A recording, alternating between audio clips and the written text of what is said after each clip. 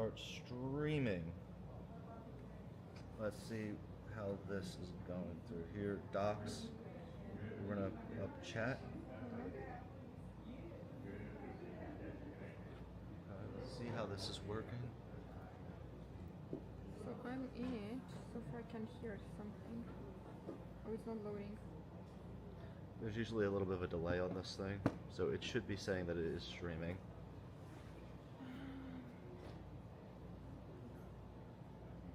Maybe the internet is loading.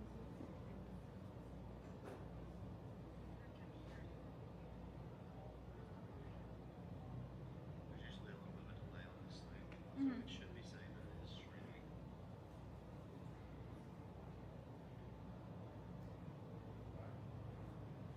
Okay, I don't see any sound being dubbed.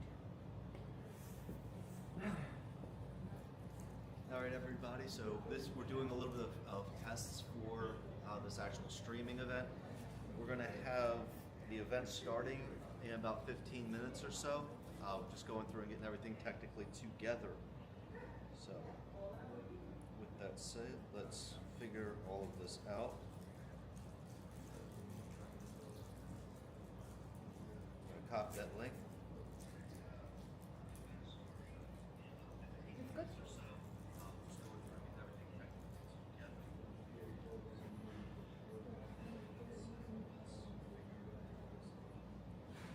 So, move that microphone around as is necessary. Or do we even have this one yet? We don't even have this one just yet. So, Let me see how we sound better.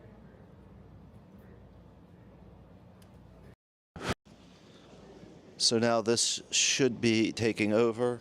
It should sound good. I heard you talk last year. I really enjoyed your presentation last year. Yes. So I think we are good to go for.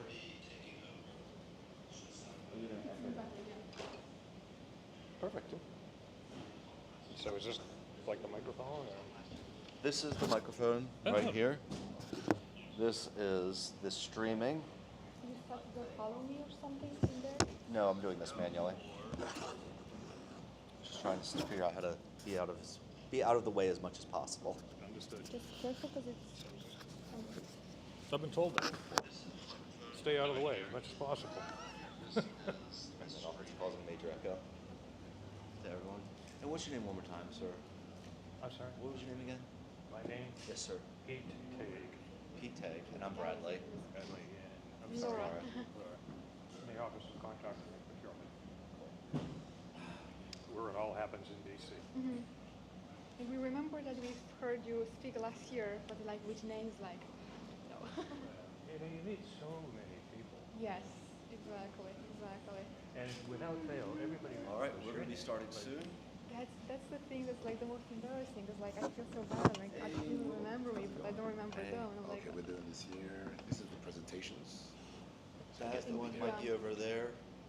So I generally tell people, like if you and I are go somewhere together, if I don't introduce you, it's because I don't know the person's name. So introduce yourself.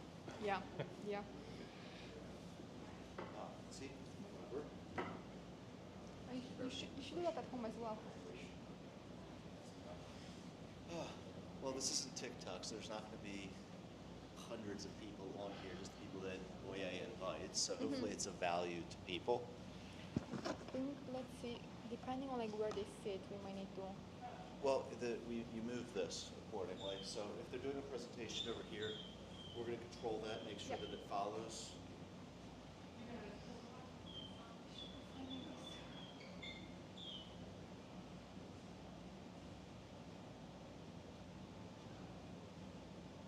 And let's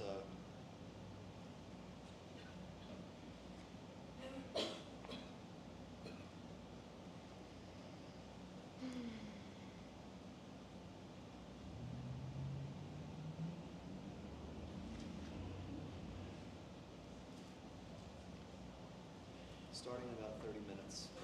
Is it? Right. is it possible to like put it on pause? I don't want you to like close it because like we might be running into issues, but is it possible to pause? No, Okay. not pausing anything. We're keeping this thing nice and live streaming for everyone. Okay. So last time.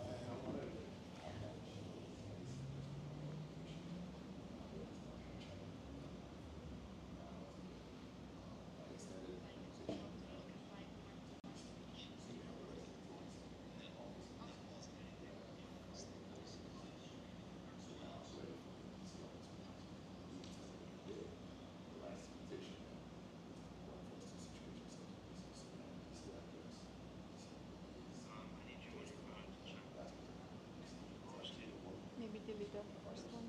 So it's not confusing.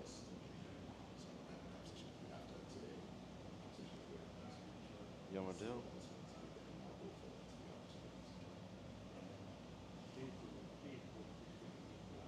Just the first one. It's gonna be Keith that you.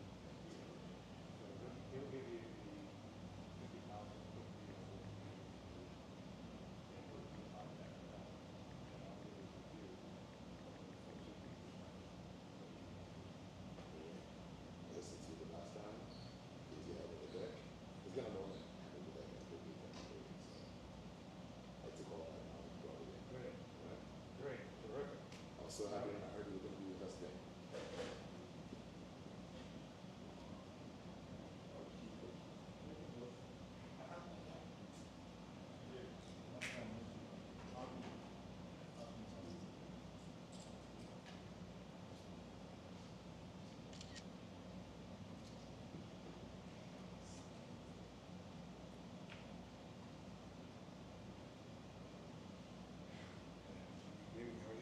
Hey, good to see you, brother, man. too. How are you? This is Laura, my fiance. Hello. Thank you. Thank you. Give me 1 second. I'm just posting up a quick message to everyone who's potentially would be interested. Here's the link for the DC Capitol event if you want to attend virtually.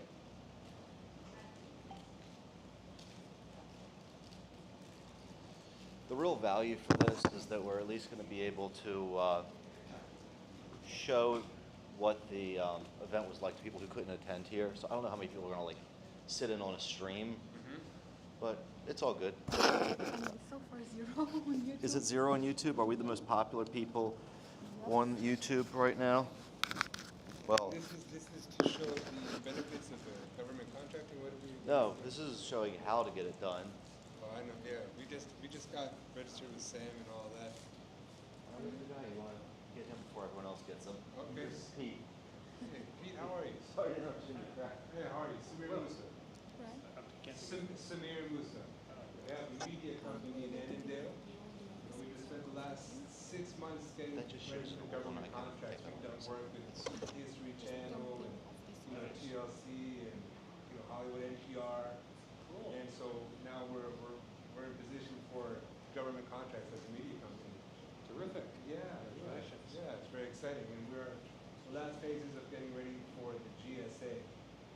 So we are submitting the underwriters are going through our last paperwork to get us to the GSA. Terrific. Yeah. Have you taken advantage of the Apex accelerators? I believe so. Yeah, we had a wonderful conversations with this woman who represents, she's contracted by the Department of Defense to help small companies get going, and she's encouraged us to just go ahead and start bidding. We've been ready How for many viewers do we have besides you?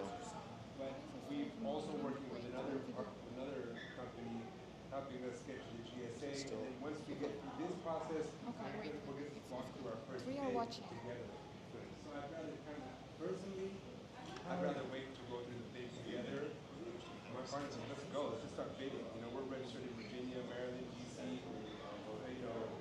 West Virginia, like the 6 ones around here. So yeah. The Apex accelerators in DC. Just wanted to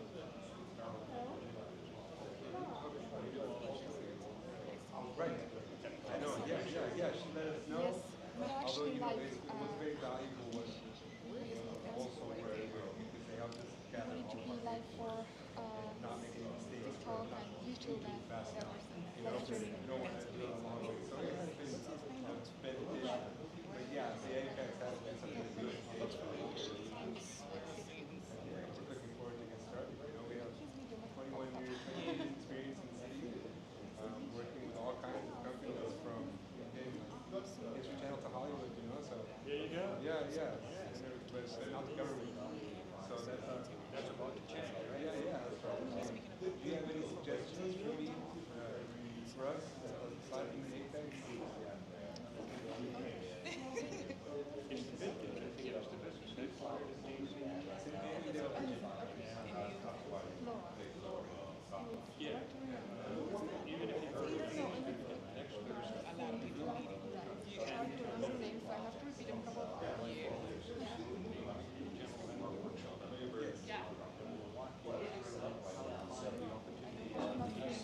Because of this one.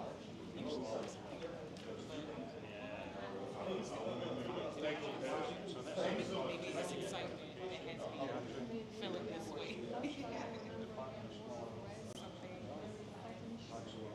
I want to thank everyone who's being patient. You got about 15 to 20 minutes before everything starts.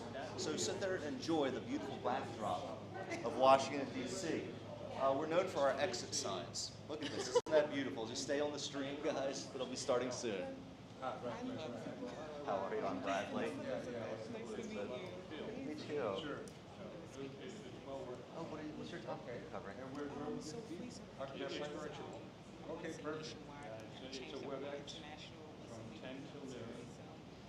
just free certifications we affiliated with some Yeah. government That I can, programs, returning yeah. citizens. How do I find Well, it? I'm excited to learn about this. So I work in real estate and mortgages. So we work in real estate development, and we have a regular brokerage mortgage professional buyers.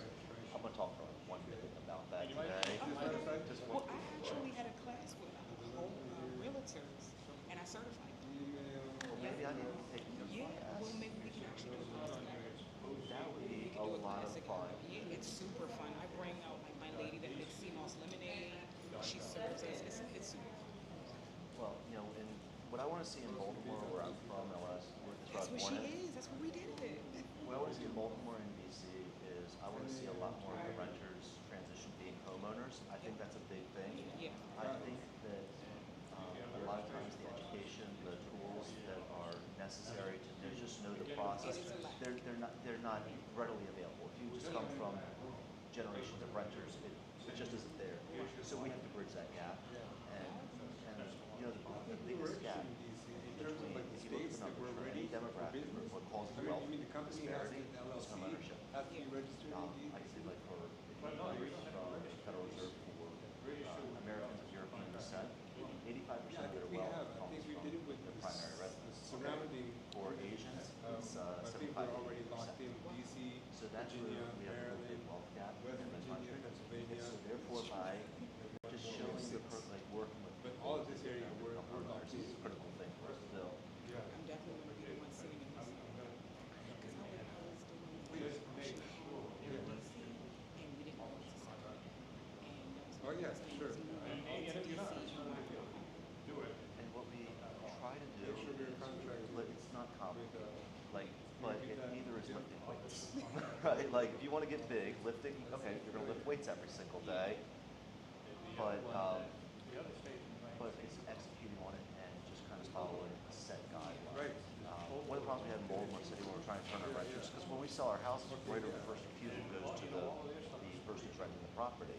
Right. And a lot of times the difficulty, it's not because the people don't have a good job or they can't come up with a down payment. It's that there's little things on their credit that have messed them up. And it's Comcast, it's Baltimore Glass and Electric, it's things like that that we have to kind of get, overcome. Or it's just that they didn't know to get a secured credit card. So if you just never had credit, you just done cash. A lot of people, surprisingly, people just done cash. They don't know how to get a secured credit card to get themselves up. And they don't know how quick credit builds up. Credit builds up in 6 months. So part of what we do. Yeah. Yeah. Hey, for a media company, I think for sure. Right? Right. They actually, so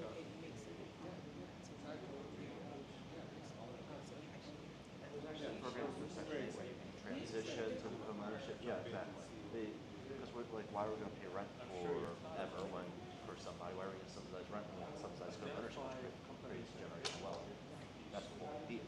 So, well, we can have fun. I need to be learning from you, the government side of things. Yeah. Right. And how would you suggest we identify them? Should we go to, This is spiffy. what they're doing? Hey, I tagged you guys on Instagram too. You tagged me? I did. I did. You know, I get behind on those messages sometimes. I'm sorry. It's okay, but I like to go and tag people that's on like flyers and stuff like that, so we can always collaborate. Cool. So that's a good Search bar? Thank you so much. And told you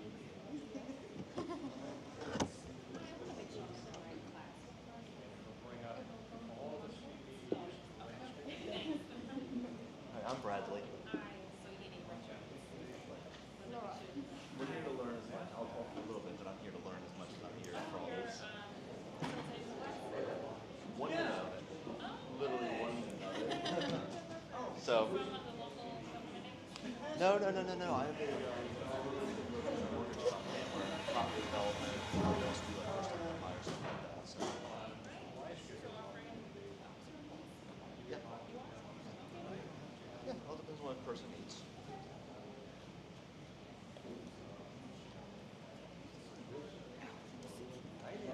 Right.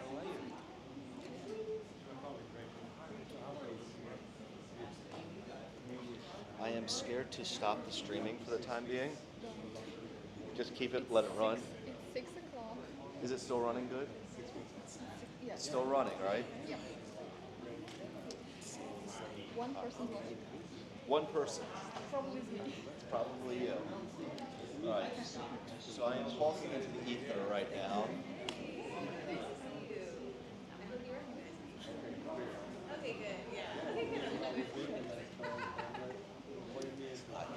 Let's see it. Did you get my link I sent you? I texted you the link. Oh, so you can YouTube video? I have a YouTube live. Live streaming. Good to see you again. All right. Yes. I have a legit. We'll be right back.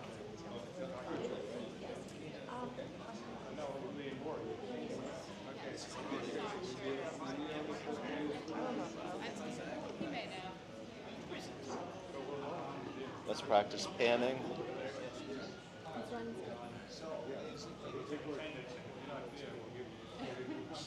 See, it's.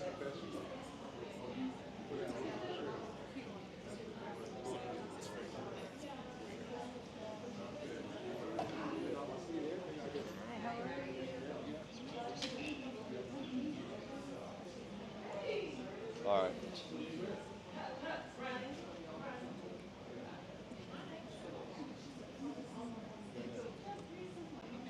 Test panning.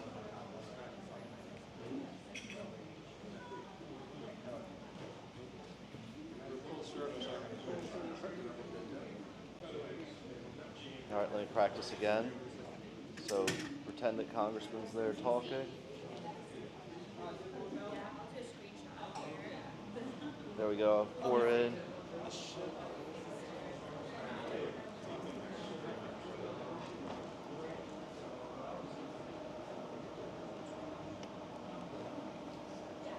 Boom, got this.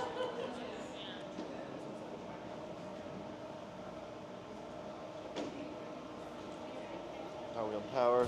So we stole enough from here. We're going to pop this back over here.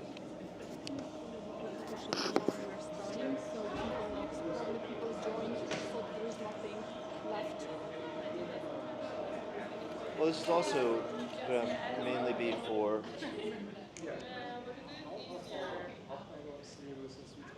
You can save it and leave it on TikTok. I really need multiple cameras for this one.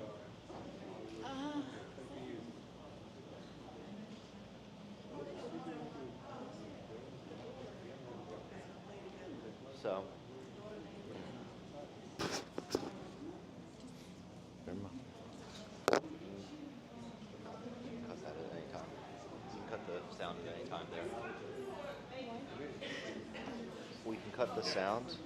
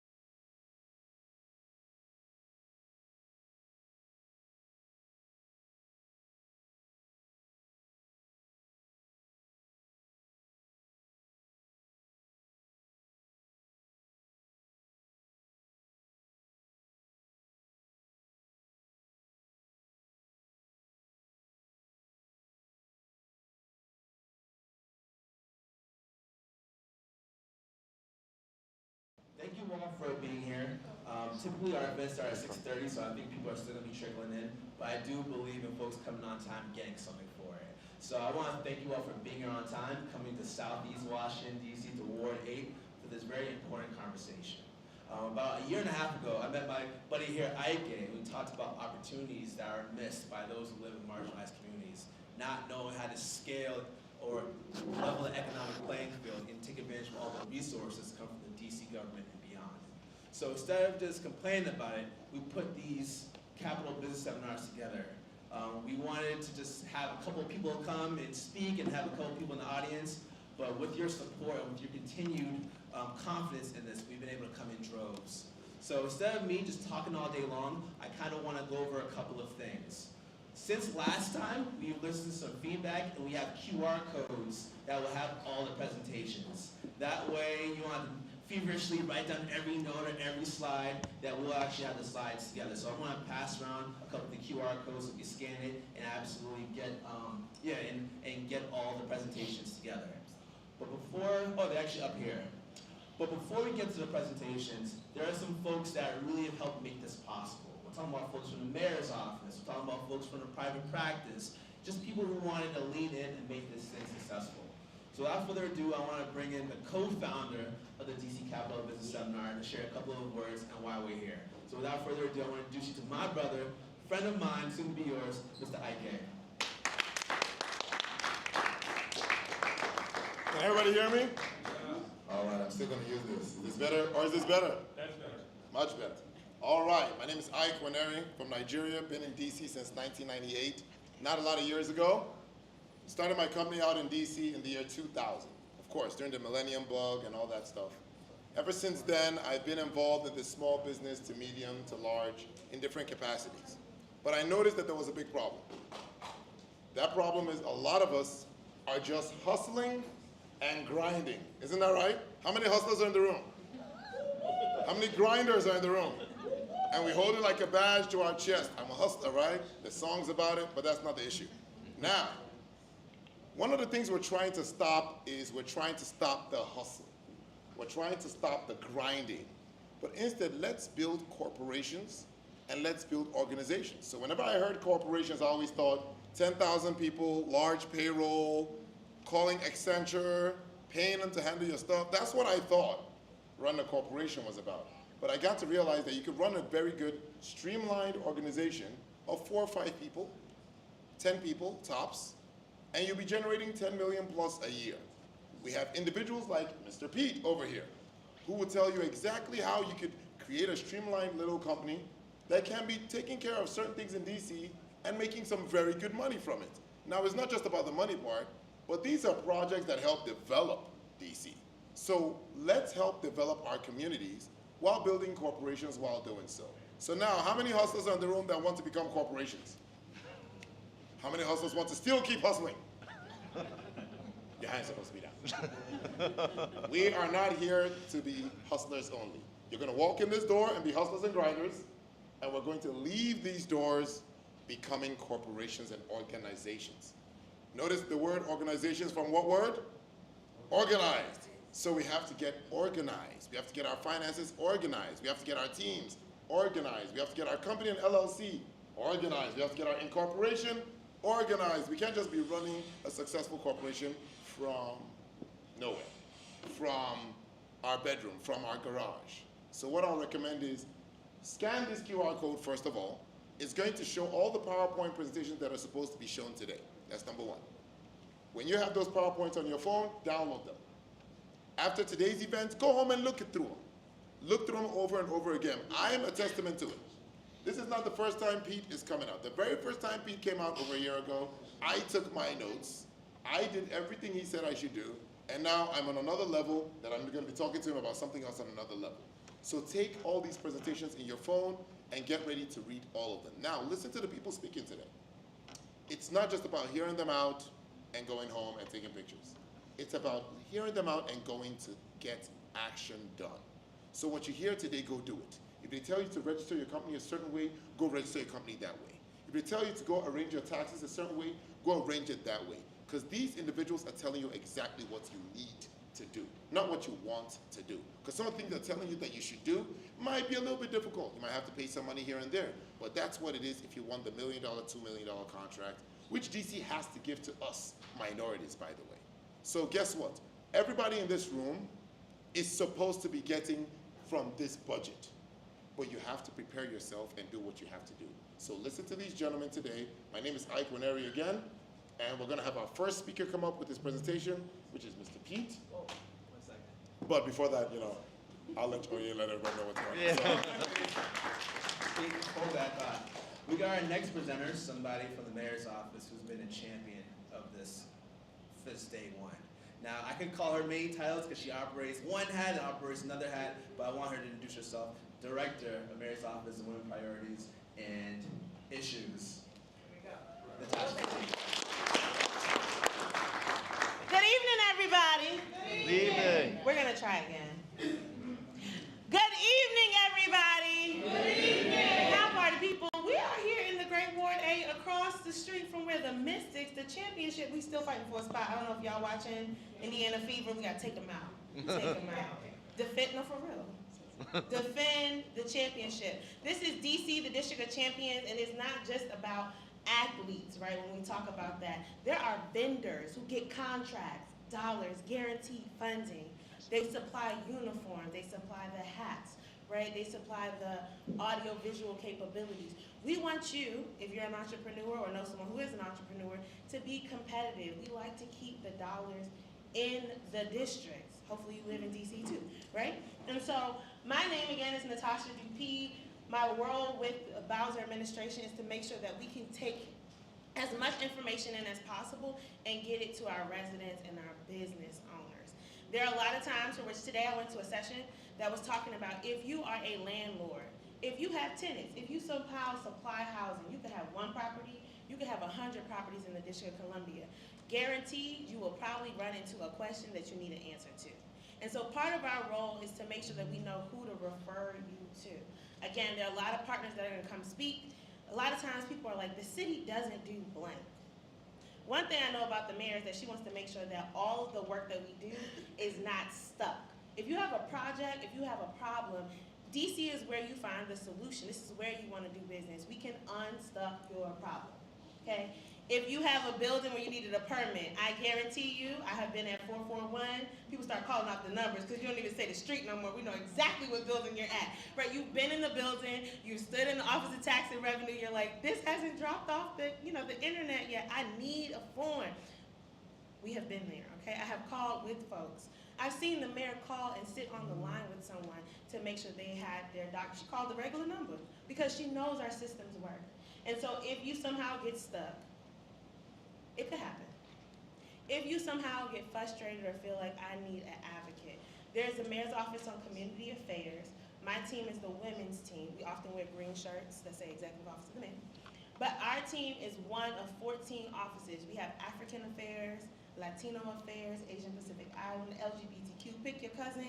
Is there a group? We probably got the group, okay?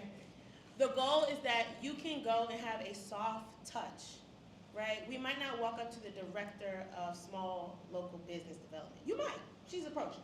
But you might not walk up to them or even know exactly how to get involved. You know the mayor. You say, Mayor Bowser, you need to fix this. And we're there because we're gonna respond to make sure you get connected. And so today you can stop past our table so you can get we have QR codes printed out. You can take the information with you. But one of the things that we like to do as well, if you think about social media, because we all scroll in our own way, pick a platform, we're probably on it. Social media is a place where you can also go to amplify information. A listserv, you gotta wait for the email. You gotta scroll through the email and not get distracted by your phone trip and all those other things. We love a listserv, we have one.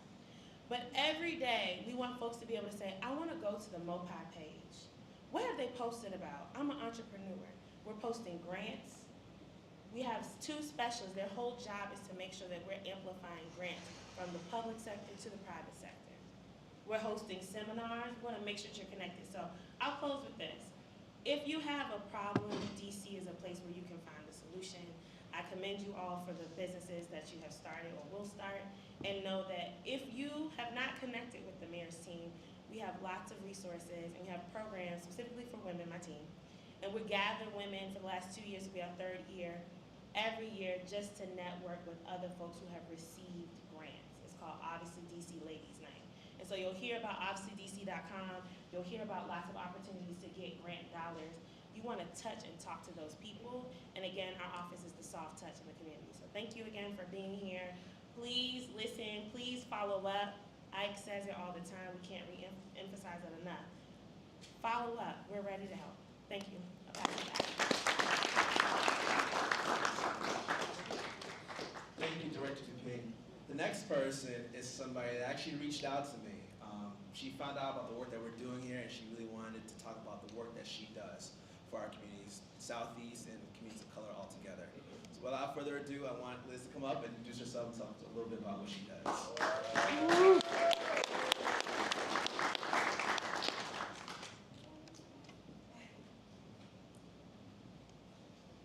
Thank you so much. My name is Elizabeth Carter. I own HUF, it's spelled HYF, it's abbreviated for Handle Your Future. It's based in DC, Navy Yard, Washington, DC, of course, and we like to focus on returning citizens, youth, men and women looking for advancement opportunities in their work class. And also, we just partnered with the mayor's office, and we have an internship program which offers scholarship opportunities for students applying for colleges. So I really want to take this time out to let you know that my flyers are back there. If you need any information, if you're looking for a different genre, where it's medical, receptionist, entry level, we have 1,000 certifications here based in DC alone. And we also just went international with the military to certify the soldiers in Israel. So we're actually expanding our company to make sure that we can reach out to different people in different genres of the career field. So thank you so much. And the next guy is somebody I always call up, and I never let him know ahead of time. He's the guy who helps us with our live stream. He helps us with talking to folks about doing business and real estate, not only here in the States, but beyond, even in Africa. I want to introduce you to my final presenter, if I don't see anybody else, before we get to the main presentations, my brother, Bradley. Hey, well, thank you guys so much for coming out here and taking the time to learn about government contracts, because starting a business, I've been through this myself, I've been over 21 years in business. It's hard, but it's incredibly rewarding, and it's like nothing else. I'm very glad to have you guys here. Tell you a little bit about what I do is I have a mortgage company and a real estate company. I want to talk about the mortgage company specifically, because one of the biggest issues that's facing Washington, D.C. today is wealth inequality. We have too many generational renters. And what we need to do as a community is make sure that the resources are available to take people who are renters, who have gone through generations where everybody's rented, and help them transition to home ownership so that they can have that part of the American dream. And if you know anyone who wants to make that transition, I'm here to start them from A to B. But either way, we've got to make more homeowners here in Washington, D.C. Thank you so much, guys. Now I'm going to hand the mic back to my brother, Congressman Oye, the best congressman, not just in Washington, D.C., but the entire country. My goodness, make me blush. So I want to thank everybody for who've already come in and say a couple of words about what they do for the community. But the meat and potatoes are the folks who are going to bring presentations about government contracts. At the end of the day, the government here is the biggest employer of district residents. But in addition to such, the government also wants to help us provide for ourselves. A lot of us serve communities that often can't afford full price for the things that we do. And that's where government contracts come into play, so to make sure we continue serving those who need it the most. So we have three of the very, very, very, very best people that work in the government versus work in the private sector that can tell us about these opportunities that the district provides for us. The first I want to bring up is my guy from DSLBD, the gentleman that talks about everything under the sun. I can't even begin to talk about the great things about this gentleman, because he's taught me so much and also taught the community so much. And like I said before, like I say about all these people, my friend, soon to be yours, Mr. Keith. Checks in, man. Good evening, everyone. My name is Keith Howard, and I'm the manager of the Business Opportunities Division for the Department of Small and Local Business Development. You can tell I've said that a million times, right? Because it's a lot. Right, so we got some slides. All right, so on behalf of our director, Rosemary Suggs Evans, a champion for the small local business, I bring you greetings. Next slide. So tonight, really what I want to do is make sure that you all understand the full breadth of what DSLBD does. I think a lot of times people hear CBE. Raise your hand if you've heard CBE. Anybody? Okay, good. Certified Business Enterprise, and I'll get into that. But I think folks don't know that DSLBD is so much more than just you apply for your CBE and we approve it, right? We're so much more than that. So I'm going to talk about our commercial revitalization team. Next weekend, it's our largest event. It's something called Art All Night. I would strongly recommend you Google that and find out what it's all about. But we cover all 8 wards. And if you are into the arts and that sort of thing, music, food, I know I'll be at there's a brunch in Ward 8 at midnight that I try to never miss. It's very good, right? And there's go-go music at MLK, I'll be there. So if that suits your fancy, you would want to know what our commercial revitalization team does. They also have grant opportunities through our Main Street program and through our Clean Teams program. Clean Teams are small units of teams that go around and make sure that the graffiti and that in our business corridors is removed. Our other division that I'm going to talk about is our NOED. We just shortened it to NOED. NOED, if you don't know, they have several things. One is grants, right? So they have something called the Dream Pitch, which is for wards 7 and 8 specifically to receive grant opportunities. They also have a program called Aspire. Aspire is for our returning citizens, and so that they have a pitch and an opportunity for grant dollars. They are also coming out with a something called Canna Business. So if you're looking to enter the Canna Business, there's going to be a pitch opportunity for you. The Business Opportunities Division is mine. I'll talk about that shortly. And then, of course, the meat and potatoes is the CBE. Next slide, please. All right, so CBE, what is it? A CBE is a certification for small and local businesses in the district to receive preference around contract opportunities. So my good friends from the Office of Contract and Procurement will talk to you more about specific contract opportunities. But what I want you all to know is the way the laws are written in DC, the way the laws are written, you should know 3 things. 1, every DC government contract under $250,000 must go to a CBE. Just sit on that right there. Please say it again for the people in the back, please. Every DC government contract under $250,000 must go to a CBE. So if I'm a CBE and Mayor Bowser calls me tonight and says, hey, I need you to come over here and hang a picture on the wall for 50 grand, I'm a CBE. If this fellow isn't, he's not eligible. I am. Any DC government contract over $250,000, a CBE could bid on that contract and win it outright. Or if it's a non-CBE, that CBE could win, that non-CBE could win as long as they bring a CBE in as a 35% sub. Now let that sit for a minute. A $1 million contract, 35% is $350,000. I could eat off of that. The third way that the money is spent is each agency must spend 50% of its expendable budget with CBEs. CBEs that are small specifically, right? So when you add up the approximately 80 agencies in the DC government, that total is $1.2 billion. That's the goal for 2024. So what I'm saying is, if you are not a CBE, it's not the end of the world, but go get your CBE. Next slide. So how do you become a CBE? Well, there are a couple things. One is your principal office location must be physically located in DC. Period, the end, don't try, no P.O. box, no I'm on the line, no. You've got to be in DC. Your CEO and or highest level manager. What is a highest level manager? Think of someone that does the hiring and firing. Think of someone that does your payroll, your bookkeeping, etc. Think of anyone in your C-suite, like a chief operating officer, chief technology officer, etc. They must do their work in that principal office location. Then you've got to meet one of these standards. We usually see independently owned and operated.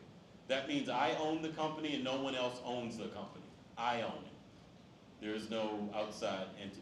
If there is another company that owns your company, then the other two would apply. And then lastly, it's a little cut off, but the one of four. So what that is you have to meet one of those four.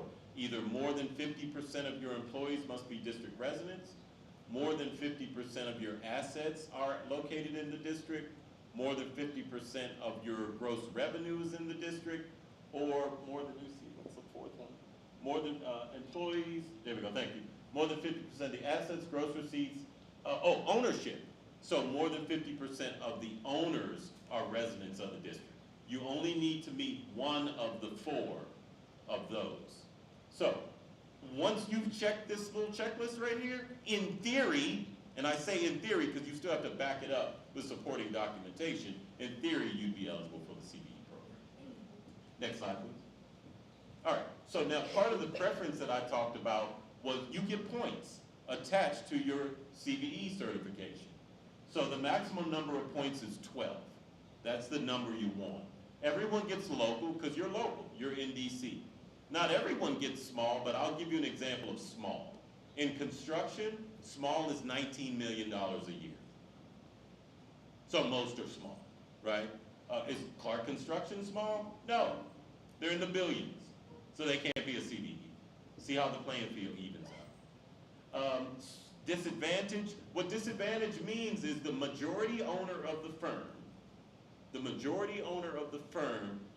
can convey to us in writing that they are socially and economically disadvantaged in a race and gender neutral program. So I'll use myself as an example. I can't say I'm a black man, I'm disadvantaged. What I can say is I'm Keith, and without these glasses, I'm blind, and I went to a conference and sat in the back, and I'm at a disadvantage because I can't see.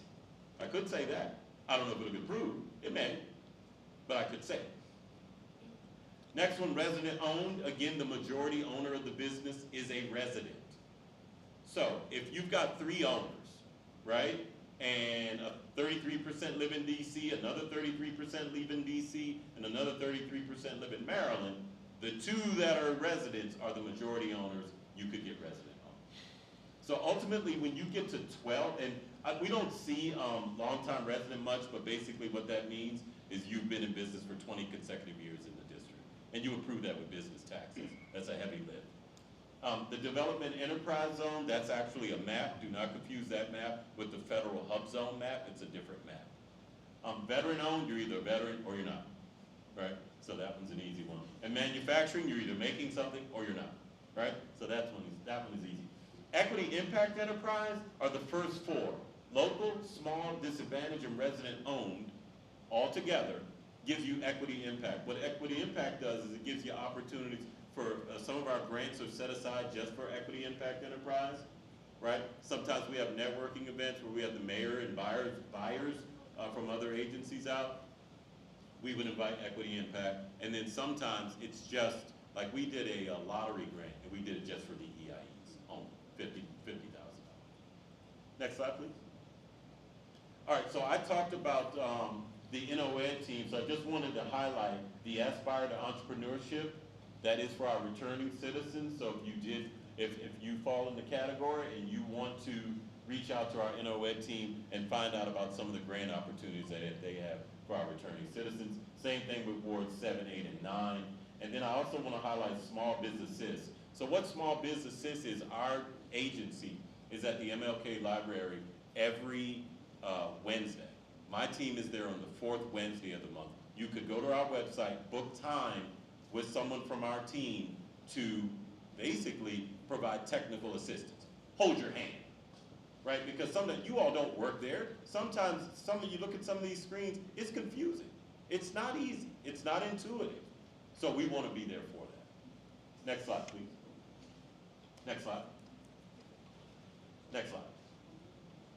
So this is my team, the Business Opportunities Division. That's Angela Freeman right there, who does an outstanding job for me. So we are basically the training arm for DSLBD and for CBEs. So we put on approximately 40 trainings per fiscal year, both virtually and in person, to really help you with such things as NIGP codes, capability statements, the Green Book, etc. Next thing we do is something called Build a Dream. We do that twice a year. That's a training for beginning entrepreneurs.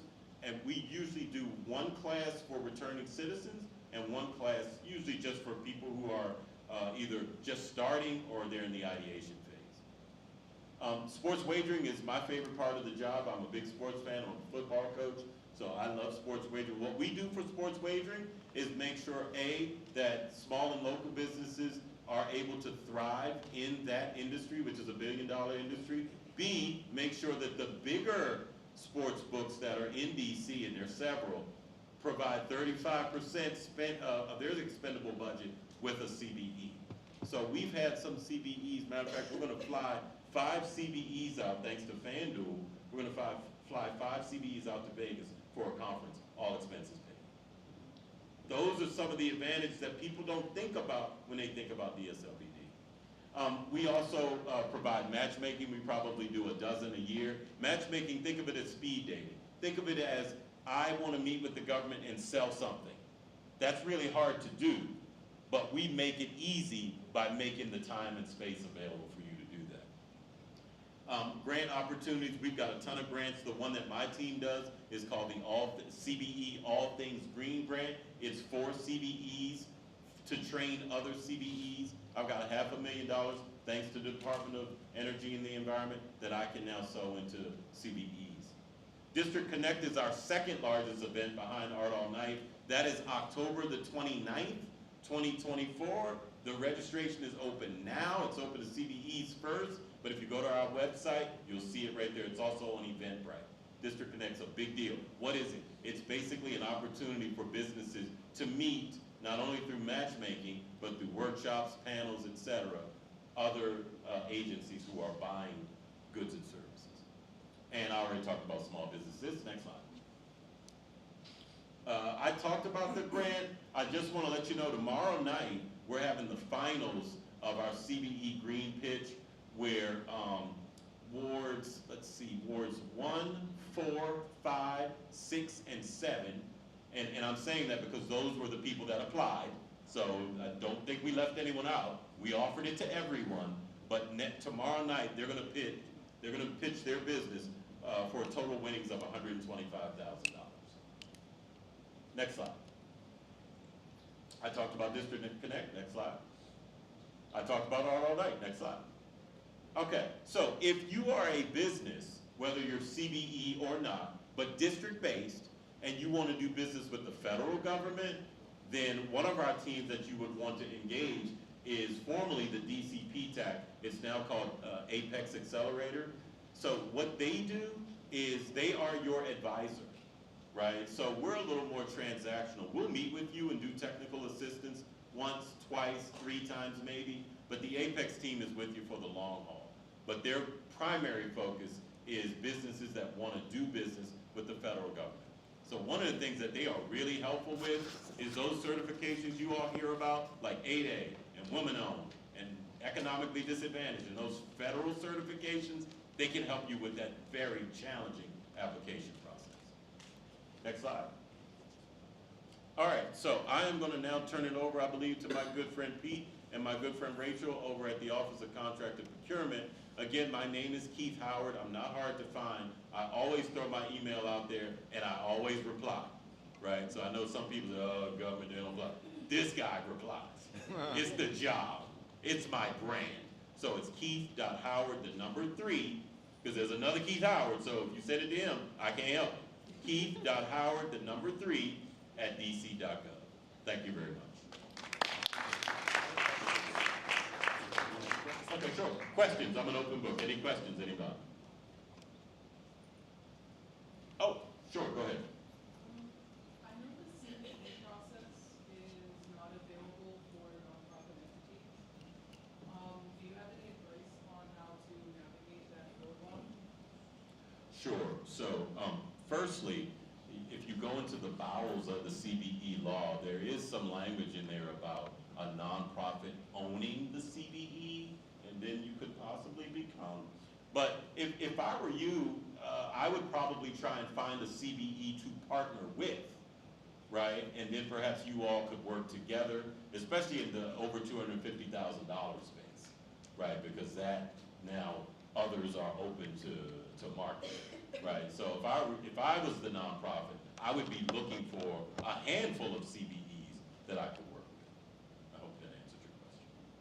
Any other questions? I thought I saw another hand. Yes? Does the business is set up to operate foreignly in DC? The business is set up to operate foreignly in DC, does that exempt you from being CE certified? So if you are incorporated in, if you are incorporated outside of DC, I'm going to answer it that way. If you are incorporated outside of DC, then you would have to become a foreign entity in DC. And so you would go to the Department of Licensing and Consumer Protection. If you already incorporated in DC, it should be a lot easier for you, right? Because now you can get your license. You're going to go to DLCP, get your license. It's a lot easier. You can skip that step of, I've got to become a foreign entity, right? So we see that every day. Someone right over the bridge in Maryland or Virginia, they want to be a CBE, but they're not registered as a foreign entity in DC, so they're not eligible. Okay, does that make sense? Got it. Yes, question right here. I have connected question because my business in Maryland, so do you use this? Yeah. Hello, I'm Kate. Thank you so much, very interesting. So if my business register in Maryland, it's better to open one more business with the same stuff in DC, right? And this business must give 2 years tax returns, right? Good question. And also, I have a stupid question. I'm from Ukraine, so I'm here Welcome. 2.5 years. So I'm also minority if I lady from Ukraine. Oh no, no, sorry for stupid question. No. The question not asked is stupid. Okay, so I think, let me tackle the last one first. Yeah. Right? So the CBE program, let me be very clear. It's race and gender neutral. So it's small and local. That's what we care about. Right? So if you wanted to get the disadvantaged category, you couldn't tell me you're a Ukrainian woman. What you could tell me is you're Kate. Yeah. Period. Right? The next one was around, if you're in Maryland. Yeah. Right? So if you're in Maryland, I think Pete will talk about this because I hear him say it all the time. You're still in the right place is the way Pete says it. If you want to do business with the district and you're a Maryland corporation, just understand in the over $250,000 space, you'll have to bring a CBE with you as a subcontractor at 35%. Right? And that's a big deal. So Right. I can open one more firm? But you could do it that way. You could, right, and as long as you've met everything that was on that checklist, you're good, Okay. right? I think there was one in the back here. I actually don't have a question. I actually have to fall back on what you said about the green pitch. My company is actually one of the ones, Ward 7, is Chad OPR. I'm a partner. We're the ones that got into the pitch for tomorrow virtually. So I just want to say that if anyone is intimidated by what this man does with the company, getting my CB was the best thing, then joining the pitches, and honestly, they offer business consulting. I get business consulting every single day from this organization for free because I joined, and this is something that people make you pay for. And it's super easy, so I would join and make sure that you get information from him, because I did, and it's helping my company thrive. Man, I wish my director was here. Thank you for that. Goodness gracious. So thank you. Thank you. Goodness gracious. Any other questions? Okay, very good. Again, Keith.Howard, the number 3, at dc.gov. Thank you. Actually, I have a question. There we go. No questions? All right. I'm going to ask a question that's obviously in a lot of people's minds here. If you have no business registration, no LLC, no incorporation, you have nowhere to start, and you live in Bowie or PG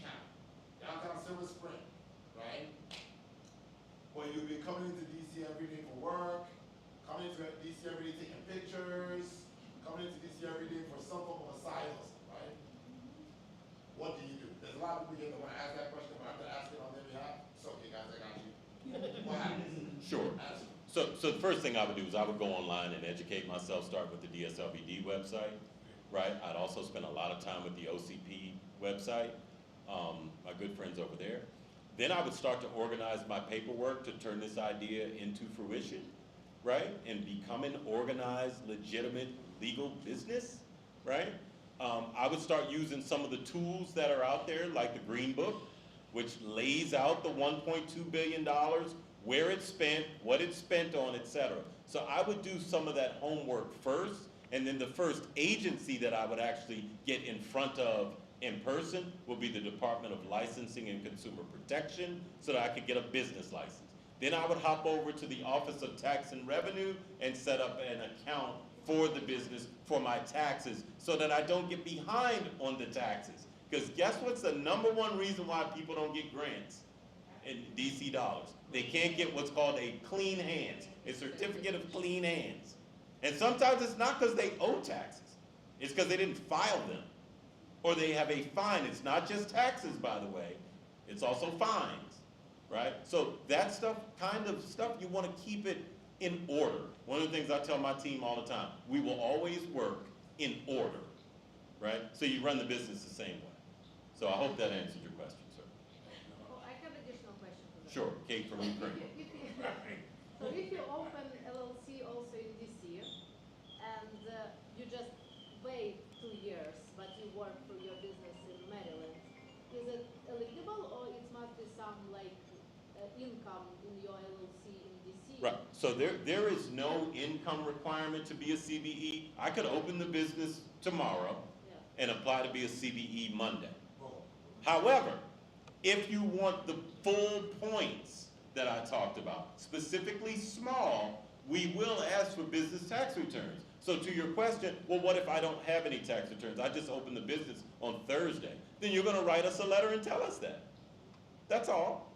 You're gonna say, hey, I can't provide business tax returns. I just opened.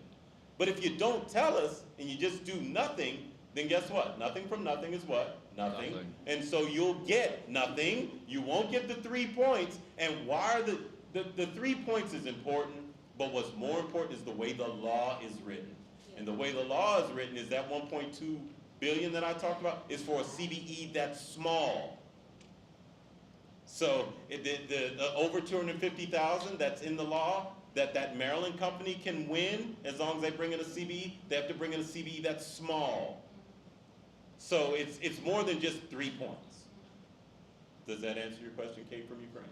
Yeah, so it's better to do here and there and show taxes here and there. I think a question of that detail, you will want to reach out to Keith Howard. Yeah, it's connected.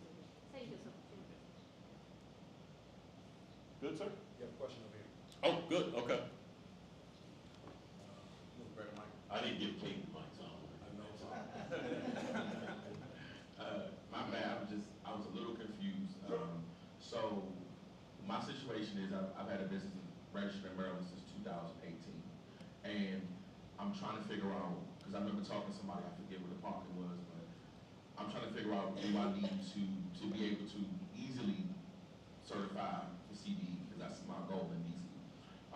Do I need to go to that office you talked about? Department of Licensing and Consumer Protection. Got licensing and consumer protection and certify.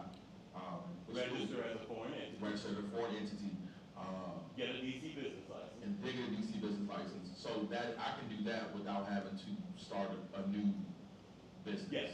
Got it. So when I apply to the CBE, after I've done everything you just told me to do, Yeah. and they ask for the taxes, I'm able to use the Maryland taxes that I've been filing. If that's what you had, Gotcha. that may or may not get approved. Because what we're looking for Are are DC DC taxes. business taxes. So if you're gonna write us a letter and tell us why you don't have DC business taxes. Got it. Got it. So same thing. Mhm. That you just explained. Okay. Mhm. Thank you. The other thing I just want to make sure that I'm clear on too is that with the out of town, Pete's right. You're in the right place. You could still bid. You could bid now as a Maryland entity, but you're not going to win without a CBE at 35% sub. You could bid now, and do none of that. Or you could do that and get all the benefits that a CBE gets. Yes, sir. Yeah, so You got it. my question is, I think you're talking about businesses registered outside DC. How do you transfer your incorporation to DC? But why would you? You're going to register as a foreign entity in DC with the Departments of Licensing and Consumer Protection. Yeah. So I'm a former business owner, right? I incorporated in Maryland, right? I did business in DC. I never changed my incorporation. Okay. I just registered as a foreign entity in DC. Now we know you're a legitimate business. Now we can give you a license because you're registered. Okay. Right? That answers it. Clear? Yeah. Very good. But you still wait 2 years 2 years for what? to apply for CBE or not?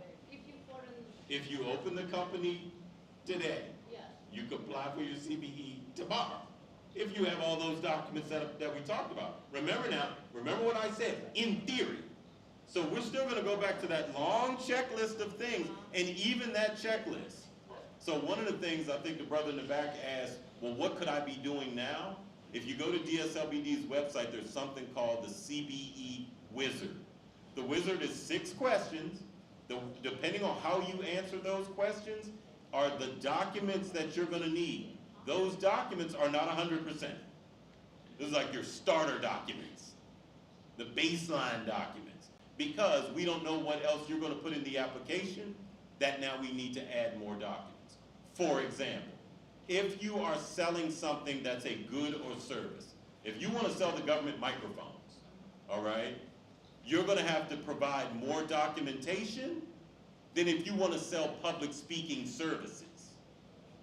Public speaking services, we're probably gonna ask for a capability statement, a resume, maybe proof of past performance.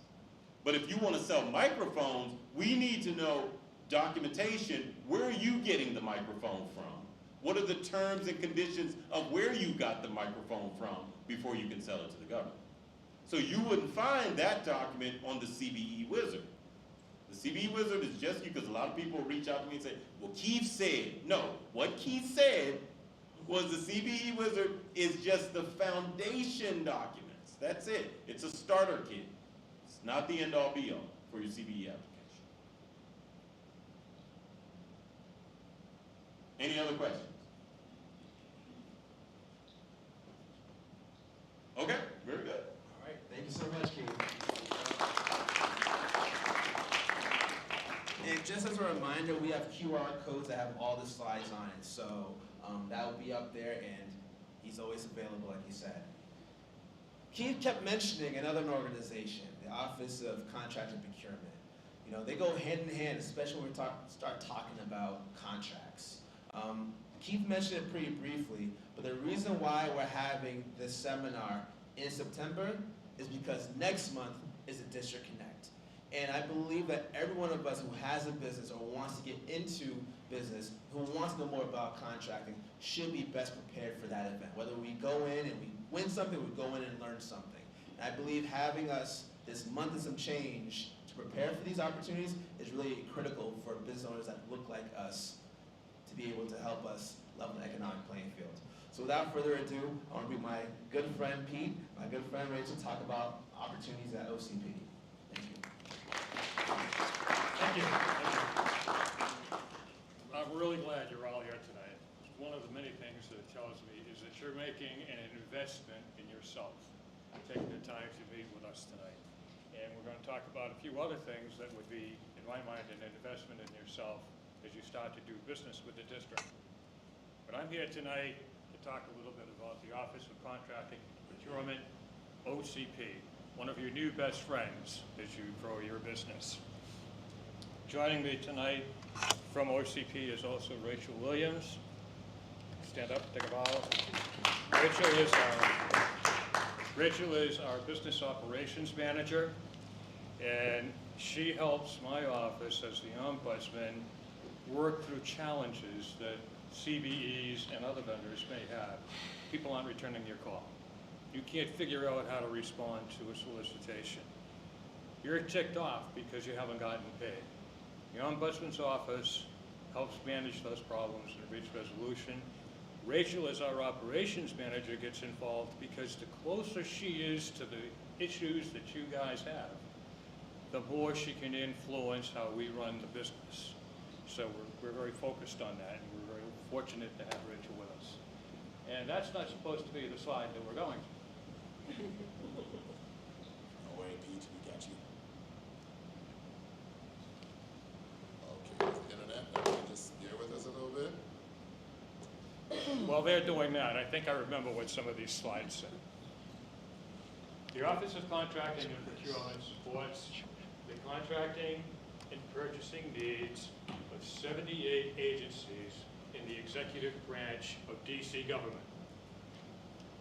Keep in mind, there are other agencies that we do not support, but that come to us for guidance. So there's the 78 that we know about, and we're going to tell you how to find those 78 agencies, but there are other agencies as well. In terms of the size of OCP, if you will, and the opportunity, I think we're getting closer here. Next slide after that. Beautiful.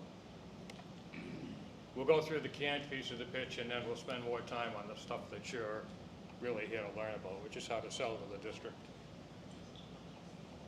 Our mission at OCP is no different than any other purchasing organization in the private sector or the public sector. Our job, in simple terms, is to find the stuff that the agencies need to support the citizens of the district, residents, visitors, and do that at the right time and at the right price. No big news there.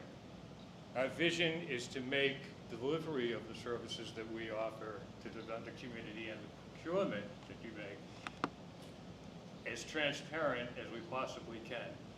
We'll talk about that in a few slides, but it's important to us, and you'll find out why on the next slide because of the size of the opportunity, that the public knows where its money's going, but for our purposes, so that you people know what's the opportunity. Where can I go to find that opportunity? We detail our contract officers and contract specialists to the agencies that they serve. And while the agencies are really your target audience, you need to stay close to the contract officers and contract specialists that we've assigned to these agencies to physically be with them. And the reason for that is those contract officers and specialists have an intimate knowledge of what the agency is doing. So when a crazy request comes through, they can turn it into English so that you'll understand, well, that's what the agency is really looking for. We have several divisions within the organization. The ones that you will deal with primarily are the procurement division, where the contract officers and specialists work, and hopefully not too often, but my office, the ombudsman. We're finding that more and more the CBE community comes to our office not because they're ticked off about something, but because they want to learn the process a little bit better. So with help from Rachel and help from Keith, we provide training, and we do that in group sessions, and we do that on a one-on-one basis if you want to schedule the time. That's the backdrop. Our job is to buy the stuff that the district needs and to make it a relatively enjoyable selling experience doing business with us. Next slide. So the opportunity, and there may be spelling typos, but this one is not a typo. In FY24, we'll spend $5.4 billion. It's not a typo. Who in the world would have thought that little old DC would be spending $5.4 billion? Well, we can do that partly because there's a lot of federal funding for when we're building bridges, when we're building roads, when we're managing social services, when we're helping with Medicare. But even if you took the billions of dollars that come to the federal government into the DC coffers to support all of that stuff, there's probably still a $2 billion opportunity. That is huge.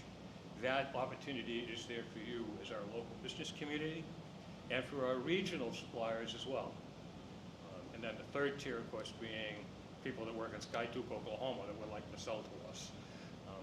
But you guys are our focus, and Keith talked a little bit about, I think it was 1.2 billion is the goal to spend. 1.2 billion with CDs. That's a huge amount of money. I mean, if you take away all of the federal funding that we get and just assume that it's $2 billion, that sort of suggests we're spending 50% of the money with you guys. That's a lot.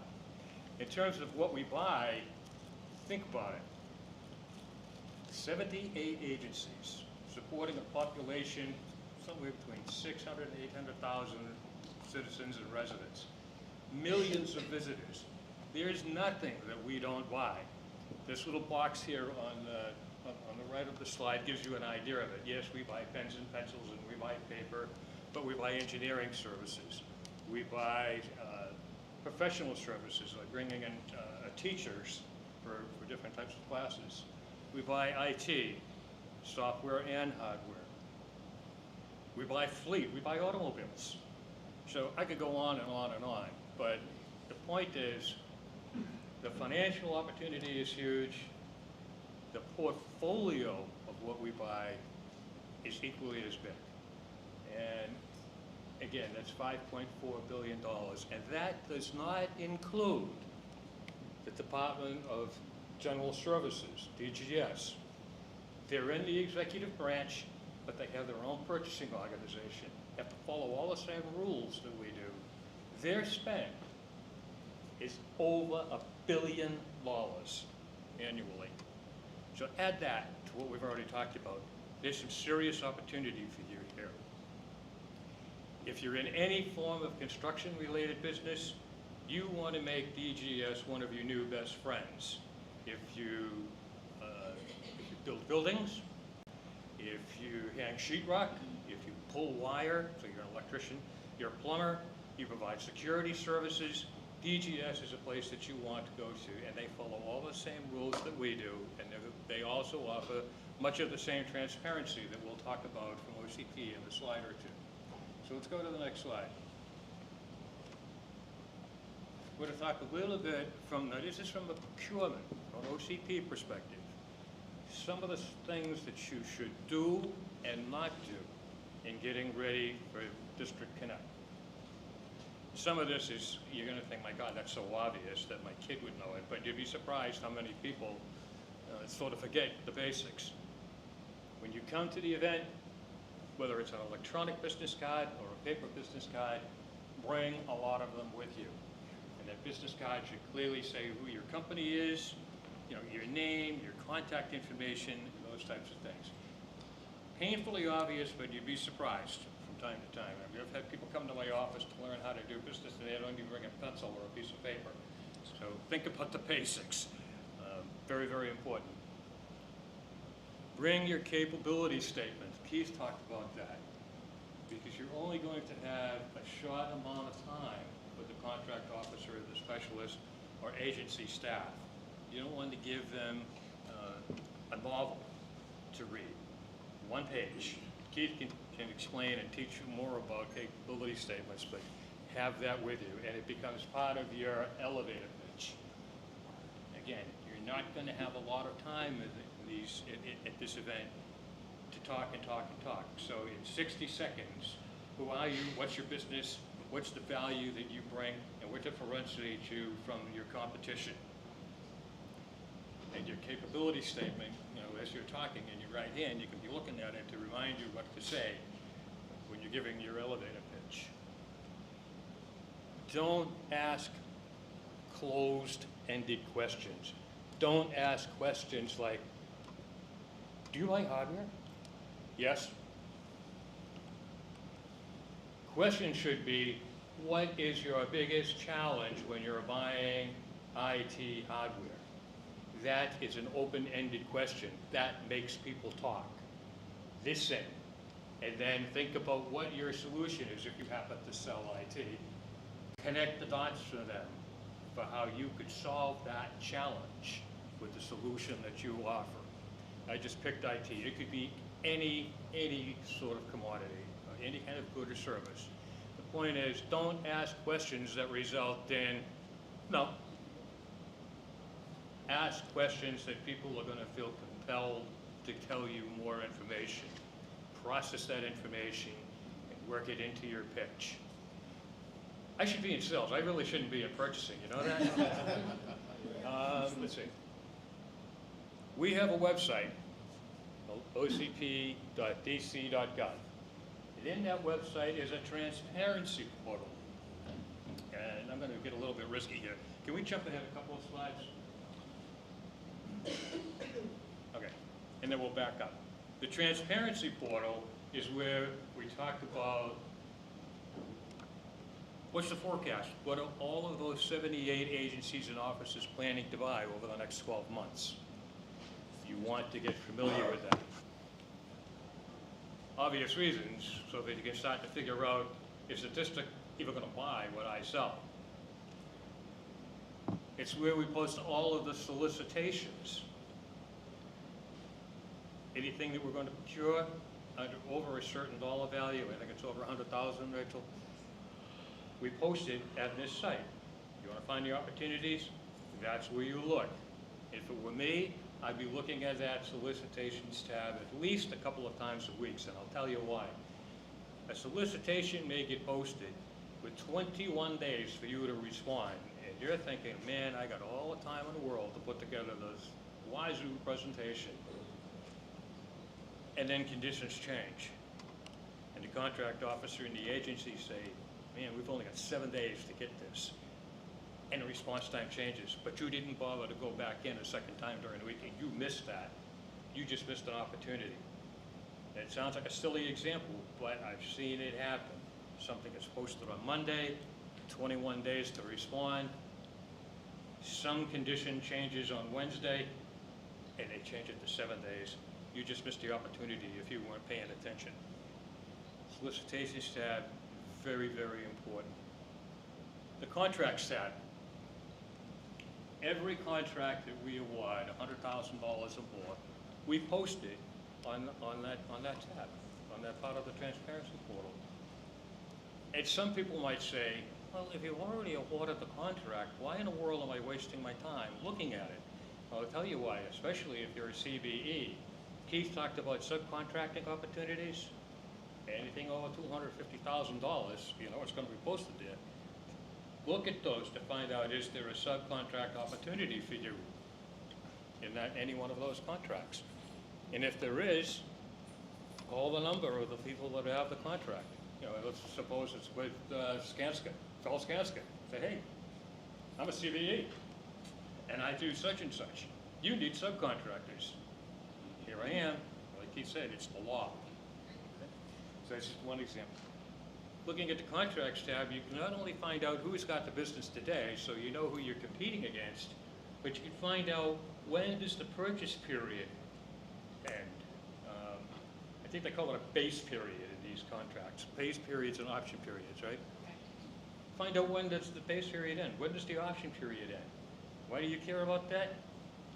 For me, I'd care about it because I'd find out, man, it's 6 months this thing's going to end. That gives me 6 months to start marketing to the agency and to OCP about why my solution is a better value, rather than scrambling and waiting for a solicitation to mysteriously get posted.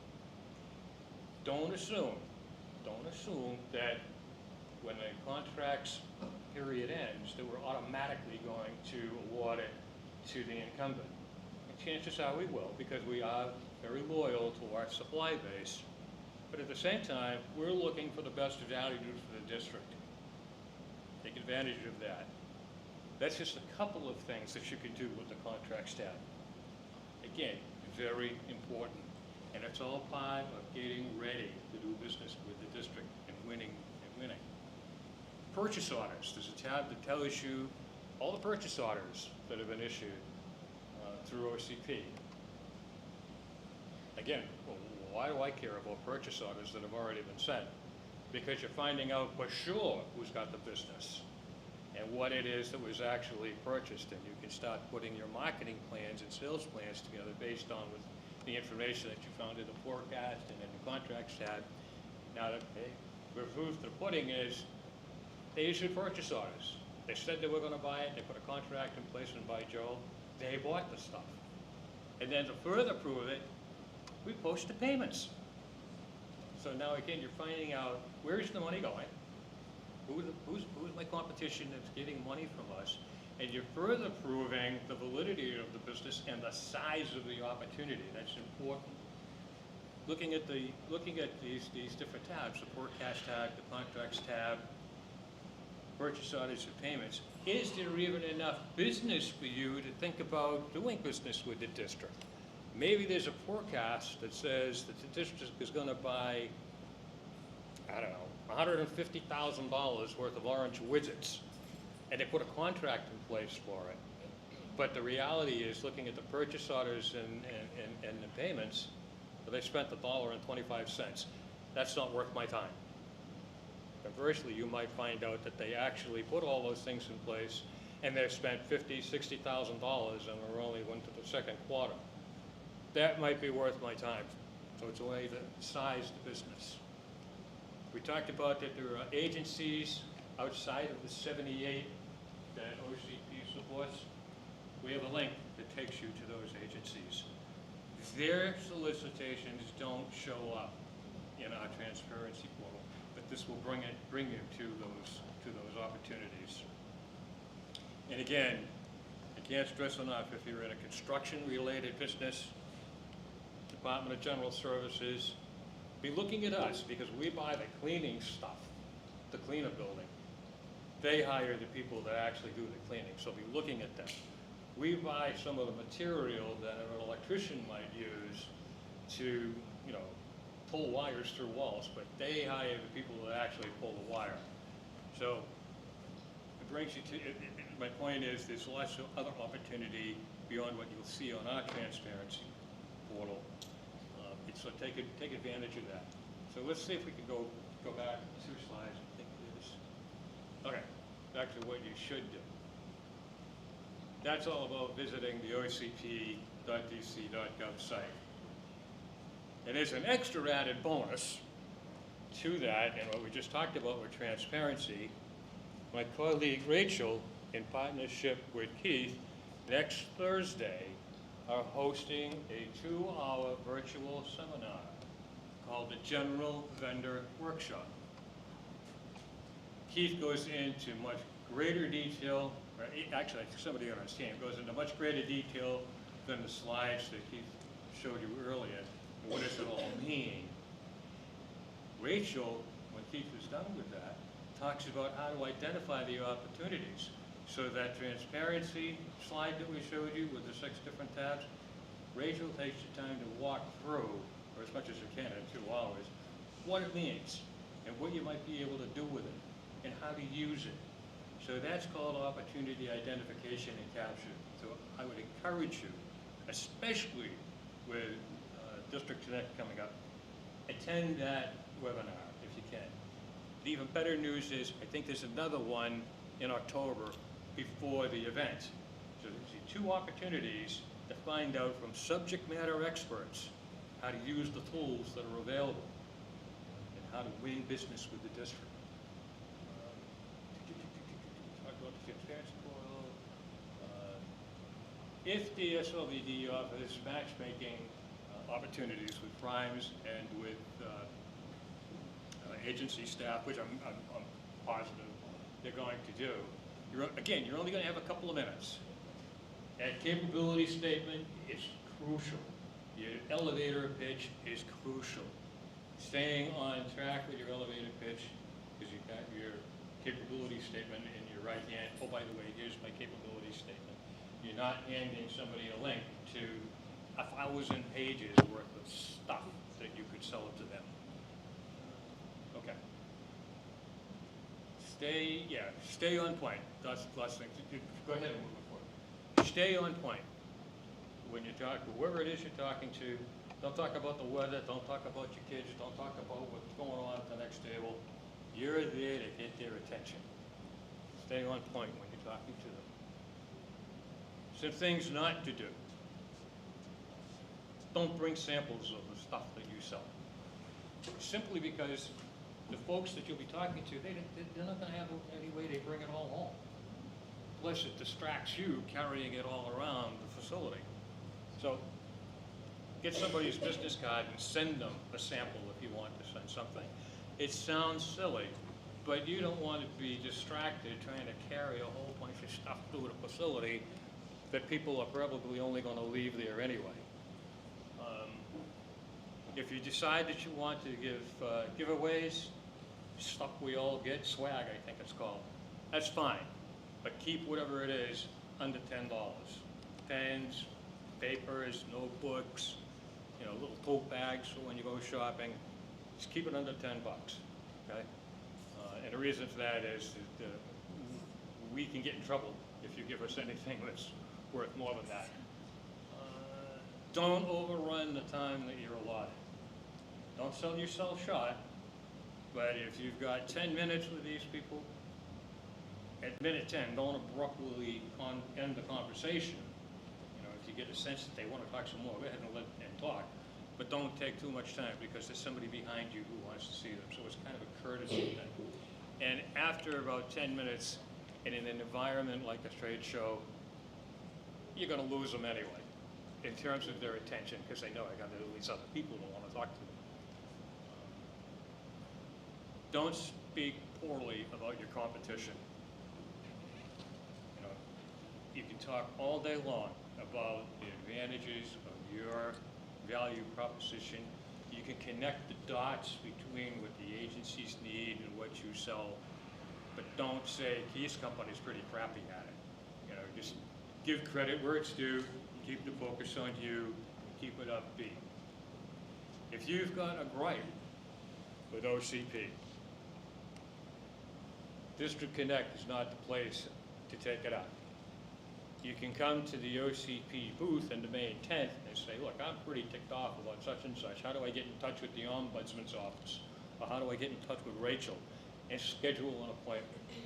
It's not something you want to air in front of a whole lot of people because it just doesn't do any good. It doesn't solve your problem. And back to the earlier point, you're not going to have that much time with us anyway. So maximize the time that you do have. And let's go to the next slide. And the next slide. Okay.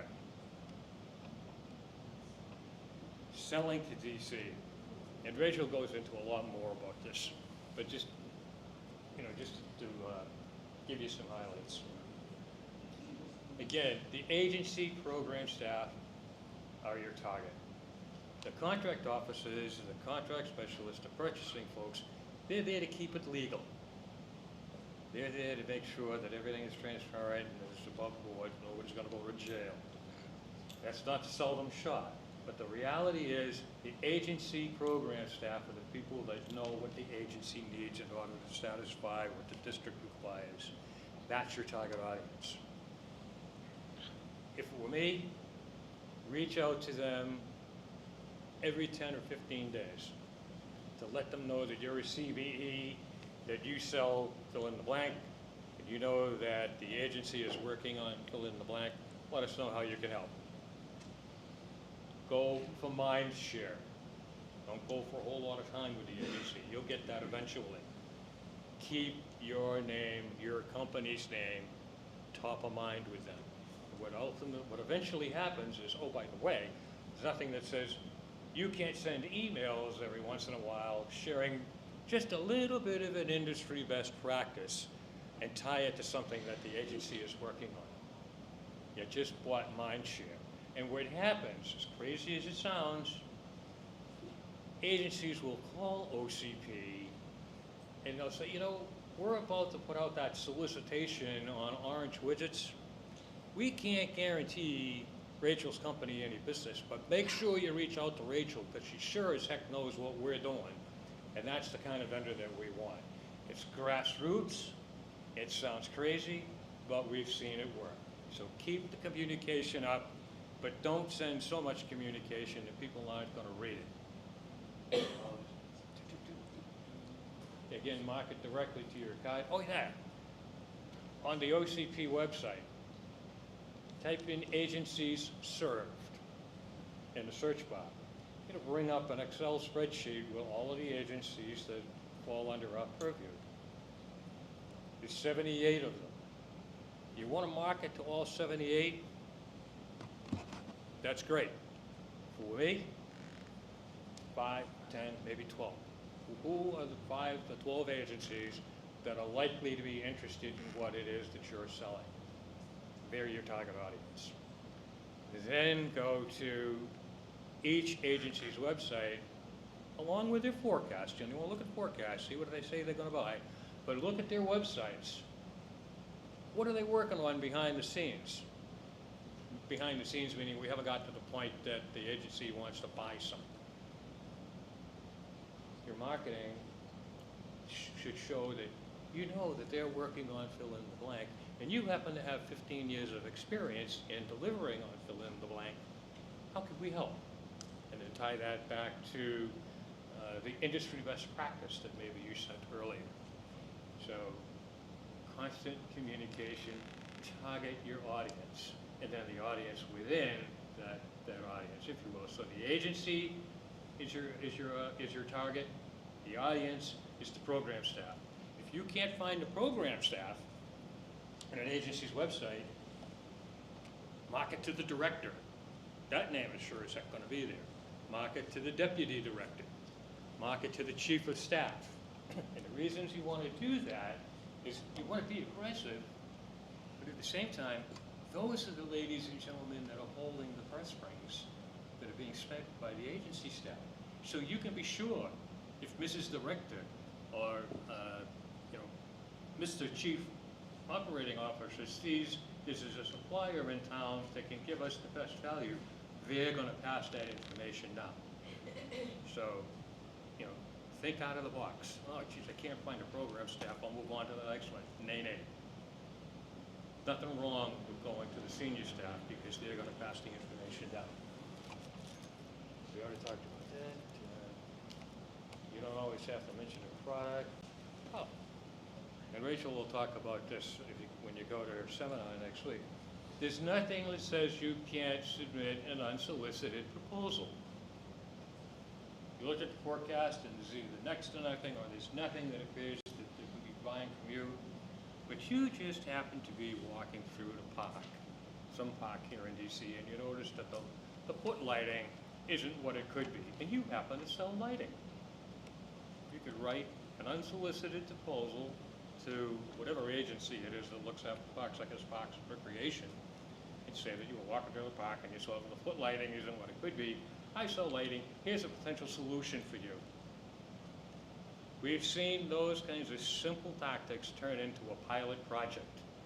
And guess what pilot projects turn into? Huge opportunities. Okay, so, again, I want to encourage you, think out of the box. Something that Keith hit on, and I'm going to get off my soapbox in a minute, don't worry. Something that Keith hit on. Let's suppose you're a Maryland company, or you're in the Commonwealth of Virginia, or you're all the way up there in Delaware. Find out who the certified business enterprises are. Well, how in the world do you do that? Well, you go to Keith's website, dslbd.dc.gov, and in the search bar, you simply type, find a CVE. You put in, keep me honest, Keith, you put in the NIGP code, so the quantity code for what you sell, and it'll bring up who the people are that sell them. By what? Thank you very much. So now you've just identified a whole bunch of companies in the district that maybe you can't sell direct, but you could partner with. Okay? So again, think about all this stuff. Think about the tools that are available to you. If you're a CBE or you're about to be certified, apply to be on the DC supply schedule. It's a schedule of 16 goods and services that the district buys, and it's exclusive to CBEs. As a CBE on the supply schedule, you can't partner for those opportunities, but as a CBE, you can partner with anybody under the sun in open market opportunities. And during the webcast next week, these folks will talk a little bit more about that. So I've probably taken a lot more time than I was supposed to, but this is my opportunity to be with you. This is my opportunity to share some thoughts, to get you thinking. Questions. And by the way, when you ask a question, I'm kind of deaf, so use your outside voice if you ask questions. Just a quick question. What was the place you said we can go search for other CDs? DSLBD.dc.gov. And it's actually easier than what he said. You go find the CBE logo on our website, hit that, and then put in the code that you want for the CBE and the list. So look for the CBE logo. Other questions? Outside voice. This isn't necessarily for selling to the city, but how would we go about procuring a feedstock contract from the city for like municipal? I'm not following. Say it again. So rather than selling something to the city, we would be looking to procure a feedstock contract from the city to get municipal waste. I think the best way to answer that, send me a note. Okay. Awesome, thank you. Any other questions? Okay, if you think of questions on the way home, write to Rachel or me or Keith, and we'll get right back to you. Thank you very much. And one note about my brother Pete, someone actually told me today that of all the people in the government he's ever reached out to about business, Pete was actually the most helpful person in deliverables. So when it comes to money, it is really boring to make, but really fast to spend. And those who acquire the most, those who have the most impact, are the ones that understand and can weather the storm of the really monotonous and boring parts of raising money. So please get comfortable with the uncomfortable and really bring opportunities to yourselves and to your community. But the last person I also want to bring up for presenting is somebody who was here last time and really shook up the house, really talked about opportunities that his organization has.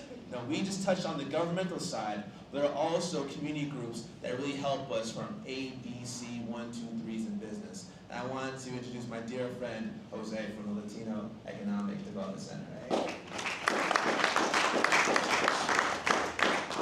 No, that's my presentation, but that's all good. So, I'm Jose Vargas. I'm the manager of small business development for DC and Virginia for the Latino Economic Development Center. And I'm not going to talk about contracting or certifications because I didn't bring fish to the ocean. You have experts. Right? What we do at LEDC is we help small businesses register and plan their business, and we help them access capital. So we are particular in that we have also cultural and language skills to work with the Latino community, but we do not work exclusively with the Latino community. One of the reasons why I'm here is to make sure that everyone knows that you can access our services. Want to go to the next one? So we're in DC, Maryland, both White Oak and Baltimore. We're in Arlington, and we're in Mayagüez, Puerto Rico.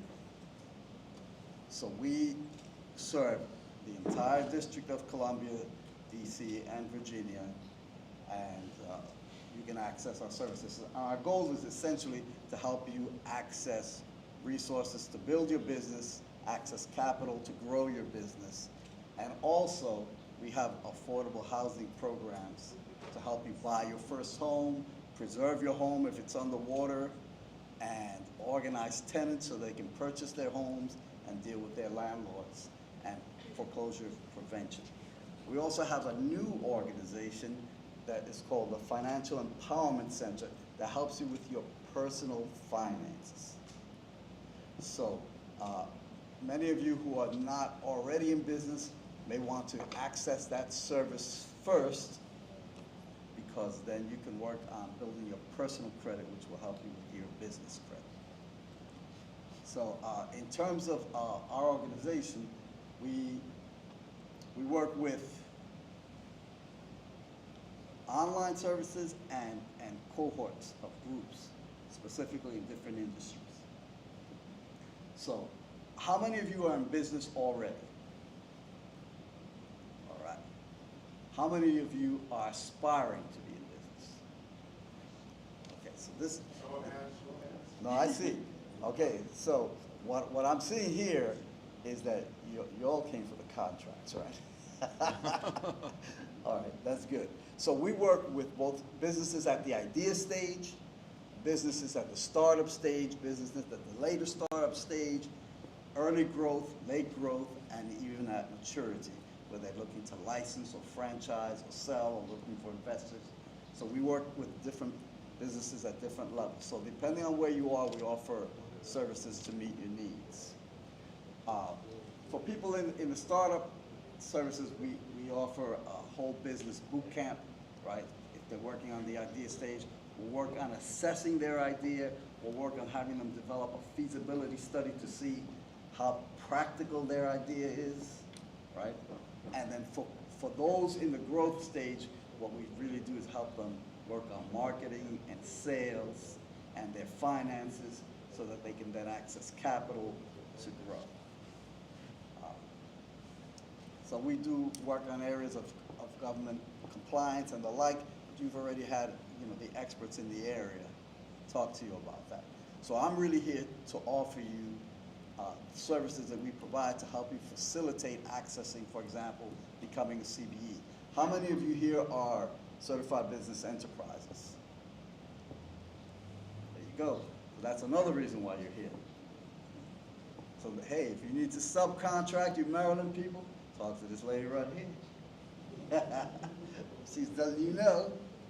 She's letting you know she's here. So, for example, we had people from DSLBD come to talk to a cohort of people on the requirements for CBE, and we're working now with a whole group of people to put them through the process. So, we definitely need to talk to help facilitate that. After that, then we want to get them involved in procurement and so forth. And because the objective is economic development, to have people grow their businesses. Next slide.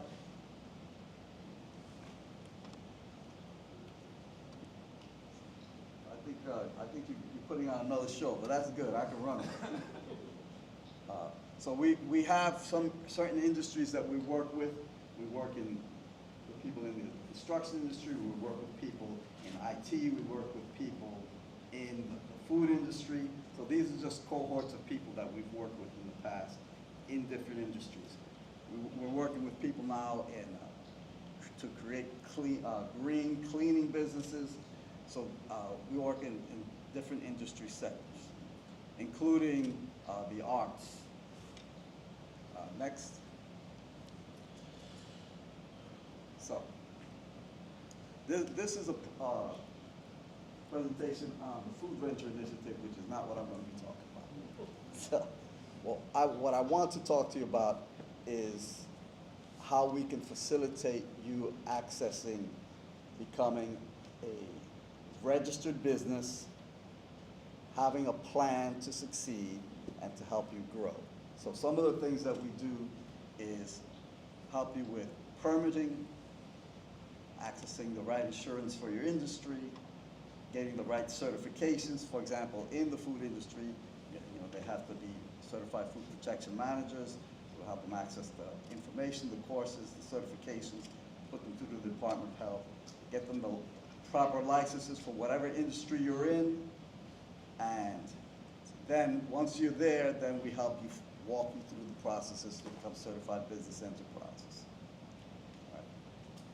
So essentially what I'm here is to offer our services, which is what my PowerPoint was about. It's in there. I sent it to you this morning. Okay. What I want to show you on that one is there are some QR codes that I want to share with you. So, you came here to become certified business enterprises to contract with the government. Is that correct? Mm-hmm. Okay. How many of you are from DC? How many of you from Maryland? Okay. And how many of you from Virginia? Okay. So, we can help walk you through that process of becoming a registered foreign entity in DC. We can help you, walk you through the process with DLCP. We actually have a DLCP account manager who comes to our office once a week to partner with us and help people facilitate that process. So essentially, this is what we're doing. Can you go back one? I heard some gas. They want your information. Thank you.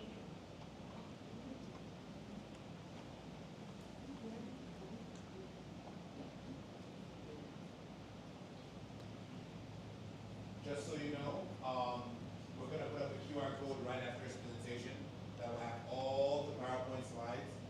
Scan it with your phones, and you'll be able to have it on your mobile device to be able to contact every single one of them. And I'm going to put a QR code for my services as well. Okay. Awesome. Next.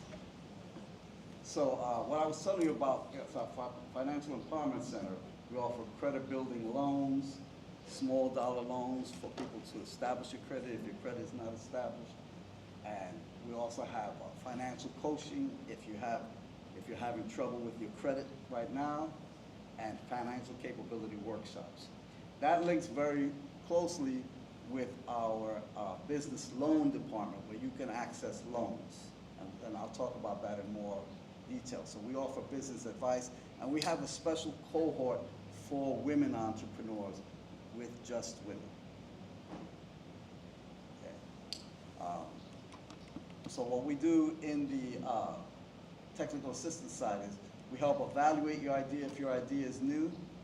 We help you conduct business planning and strategy seeing like where your business concept fits within the field of the industry that you're competing in and in the markets you're trying to access, and how your unique value proposition compares to others, so that you are ready to promote and sell your business, your service, and your idea. All right? And then we also work with the permits, insurance, licensing and certifications, financial management, marketing and promotions, and we also help you earn a digital presence.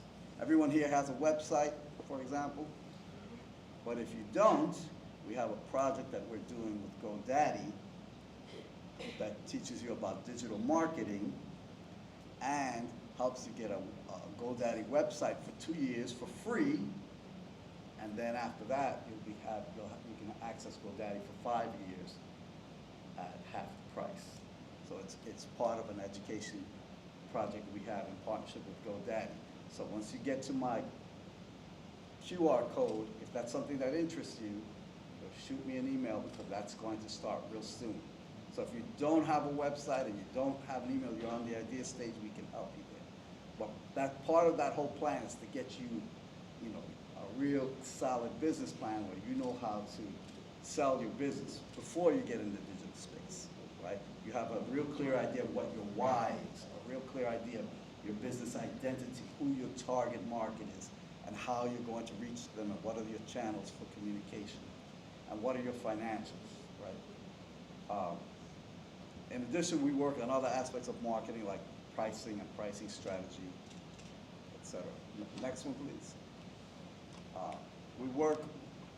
We have accountants on staff who also help teach basic bookkeeping and how to use bookkeeping software like QuickBooks and the like. And then we also can help you with grant applications in DC, like Great Streets, which is kind of cumbersome, right? And other applications for grants. And we also help you with access to capital. So let's talk a little bit more about that. Next one, please. So LEDC is a certified, is a community development financial institution, CDFI. So we offer loans from $500,000 to $250,000. Maturities 6 months to 10 years, so you can actually spread it out and make the payments very small. And the rates are between 6.5% and 16.5%. We are not a bank, traditional bank. The idea is to help people who have difficulty accessing capital access capital. You still have to show your profit and loss statements, you still have to show that you have cash flow, that your business is earning money, right? Like a traditional bank, we're going to ask you for 6 months of bank statements, your personal tax returns, your balance sheet, most importantly, your profit and loss statements and your cash flow. You have to show that there's cash flow. The application fee is $50, and it's a closing fee of like around 1 to 3%. And you have to show how you're going to use the money to help your business grow. And if there's not substantial cash flow, then there are ways to guarantee the loan with collateral. So the idea is not to give you a loan that would be burdensome. So oftentimes we don't always say yes, or we say no, not right now. And then you go back to technical assistance to get support to grow your business, to increase your cash flow, so that the business can pay back the loan from its profits. We don't want to put you in a position that a loan is financially burdensome. The loan will help your business grow, and the business will pay it back. So we won't put you in a position where now a loan has put you in trouble, put you underwater. Okay, so this is our small business link right there, if you want to take a picture of that, but we also have a QR code that I'm going to show you. Next slide, please.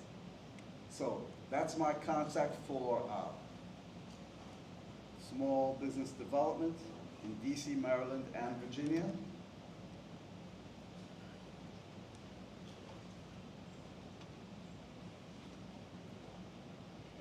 I'm Jose Vargas. I have a coach, Gustavo Mas, who works in DC and Virginia. We have another coach, Cesar Vallardo, who works in DC and Virginia. And we have a colleague, Leo Hernandez, who works in Maryland. We have coaches in Baltimore, Prince George's County, and Montgomery County. Next slide, please. That was it? Oh, I thought there was one more for the loan.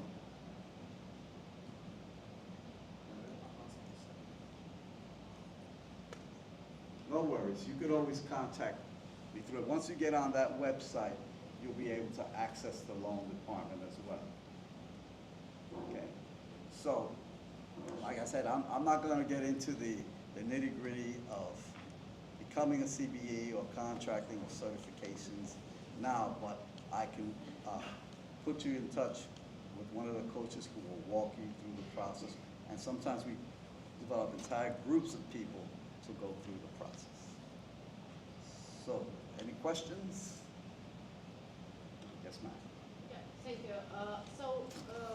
As I understand, it's the same procedures of government contracts with Maryland, right? So if you register in Maryland, it makes sense to come to you, and you will help with potential paperwork. Because as I understand, the main problem and why also representatives help with meetings, because mostly people can do this paperwork. No, as I understand, because I hate paperwork. I don't know, maybe Right, so some other people we will also. help you. Yeah. We will help you with the process. Our coaches are a little bit more familiar with it. And if we have a question, we go to persons like her who will troubleshoot for us, right? An ombuds person. So we have also relationships with different agencies to help facilitate it. And typically, because we're the Latino Economic Development Center, not only we have language and cultural skills, but we deal a lot with the immigrant community, which often includes the West African and East African community, and in Virginia that includes many Afghans and now many people from Ukraine. Thank you. So in this situation, it's more opportunity from your experience in Maryland with this government contract, so it's even more in DC, because in DC it's more programs. He's focused on DC, right? Yeah, this is why we're here. But I will tell you, there are opportunities in Maryland as well. Montgomery County is one of the richest counties in the country, and Fairfax County is one of the richest counties in the country, and happens to be in Virginia, right? But there are many opportunities here in DC, and so we encourage people who are in DC, to become CBEs, who oftentimes they just don't know the process, And we have lots of people in Maryland and Virginia who want to become foreign entities in DC because they prefer doing business here, or they're already doing business here. And so we help facilitate that. But if, let's say, if you're not registered as a foreign entity, you can always reach out to a CBE, raise your hand. You can always reach out to a CBE and subcontract. And we encourage that, and we're trying to facilitate that. Any questions? I know the evening's getting long. I just basically came to be present, to share, to show you, to give you access, and to facilitate your success as best as I can. So thank you for your time. Thank you so much. Thank you so much. And you being here is really important because you may not live in Ward 8, and no, I do. I live a mile away. Oh, now you listen to that. All right. Good to hear. But it's really important to know what's available out there. Sometimes people feel like you have to go to the government directly, or you have to go to the bank directly. And when you know the amount of resources and opportunities and organizations that are willing to see you in individually, it makes it that much better for us here in the district. I know there's questions about opportunities in Maryland and Virginia, but there's really no place like DC. You know? Not just because of the organizations, but also because of some of the people. And before we go, I do want to bring up somebody who's really special to me. Someone who not only lives in Ward 8, but thrives in Ward 8. I'm talking about someone who spent years in here, not only on the community level, but also professionally and business-wise, and shows us the way. Recently, she's actually embarking on a new endeavor for folks who live in this community, Congress Heights. I wanted to share about that opportunity and our next steps with that. So please, without further ado, Ms. Monica Ray.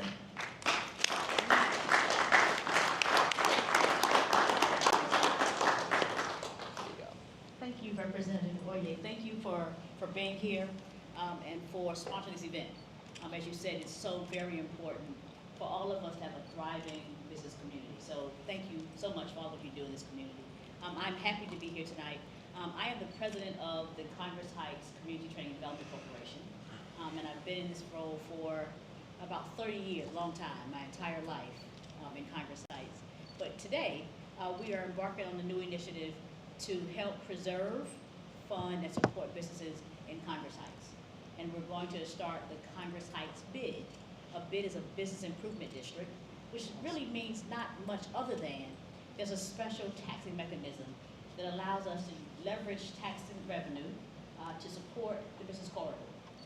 One of the things that's most important about our business corridor now is it's aging.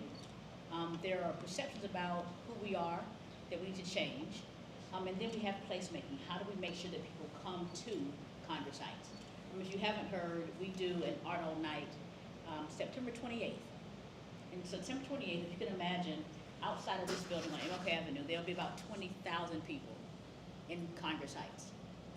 And we bring them here to support those businesses that exist here and to build tax revenue for people who are visiting. But it also does things like help people understand that the community that we live in is not this scary place some people might believe that it is. You get to come and see us who live here, who work here every day. It's important to us to build that narrative about this community. There are people showing up now for Mystics games. We're home of the 2019 Championship Mystics, if you haven't heard. They play on the same campus. But those are the kinds of things that the BID would do, along with the regular street management, maintenance, cleaning. Is there any business in here that either owns property, lives in, or exists in Congress Heights? Anybody? Okay, there's a couple. So we're going to be reaching out to you very soon. We have a master list of people who live, work, and play in Congress Heights. We want you to support our efforts to look at how we transform this neighborhood. So there's a sheet going around, the representative shared for me, that if you're interested in being involved in our BID, we need board of directors, we need champions in the street, we need people who can help collect signatures. We'll need all the things, marketing people. We're looking for consultants who help to build the project that we're talking about to help us get to the next stage. So if you have interest, please feel free to fill out your name, phone number, and email address, and we'll be reaching out to you very soon. I'll pause if there's any questions quick. I know I speak fast, and I'm from North Carolina, so that sometimes doesn't mix very well, but happy to have questions if there are any. Great, thank you for your time. Thank you. Thank you so much. For the folks who live in Congress sites or have a business, please sign that form right here, and we'll get back to you with next steps about creating that bid. So, it comes to the conclusion of this event. I want to thank you all for being here. You know, like Monica recently mentioned or alluded to, there's always conversations about this area about lack. But there's actually a lot of opportunities and a lot of people over here who have talent, and not just in Southeast, but in DC and large. I want to give a special shout out to Katarina for the OJC Chambers, as well as my brother Andre Spellman, who does a lot of great work in Maryland and beyond. It's not just about who you know. It's not just about what you know. It's also about who knows you. So please look at the stars to the left and right of you, because these are not your opponents. These are your collaborators. These are your partners. These are the people that are going to motivate you. The people in the front row, whether it's Jose, whether it's Keith, whether it's Rachel, whether it's Pete, these are the people that are going to help you break that glass ceiling. People like Director Dupé. These are folks who are really going to show you the ropes, who have been in the government for such a long time that they can decode things that you don't even see that's in front of you. So please take advantage of these moments. I see a full room because I not only see people in seats, but also 10, 15 people that you guys touch. This is how we build our communities. Regardless of your background or race, this is how we build our local economy.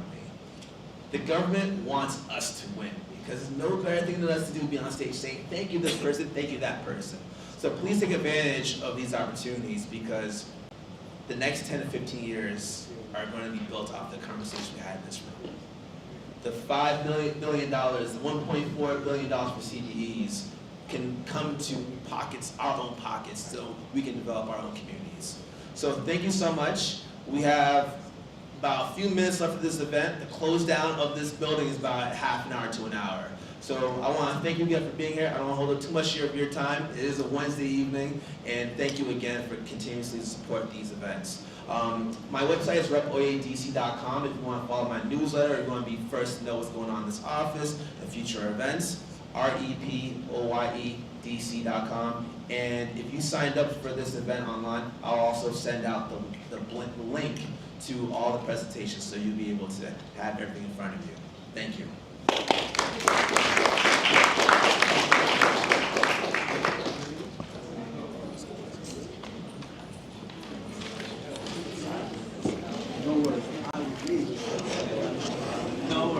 All right, everyone out there, thank you so much for coming. We're going to shut the live stream down. Hopefully it's of value to you.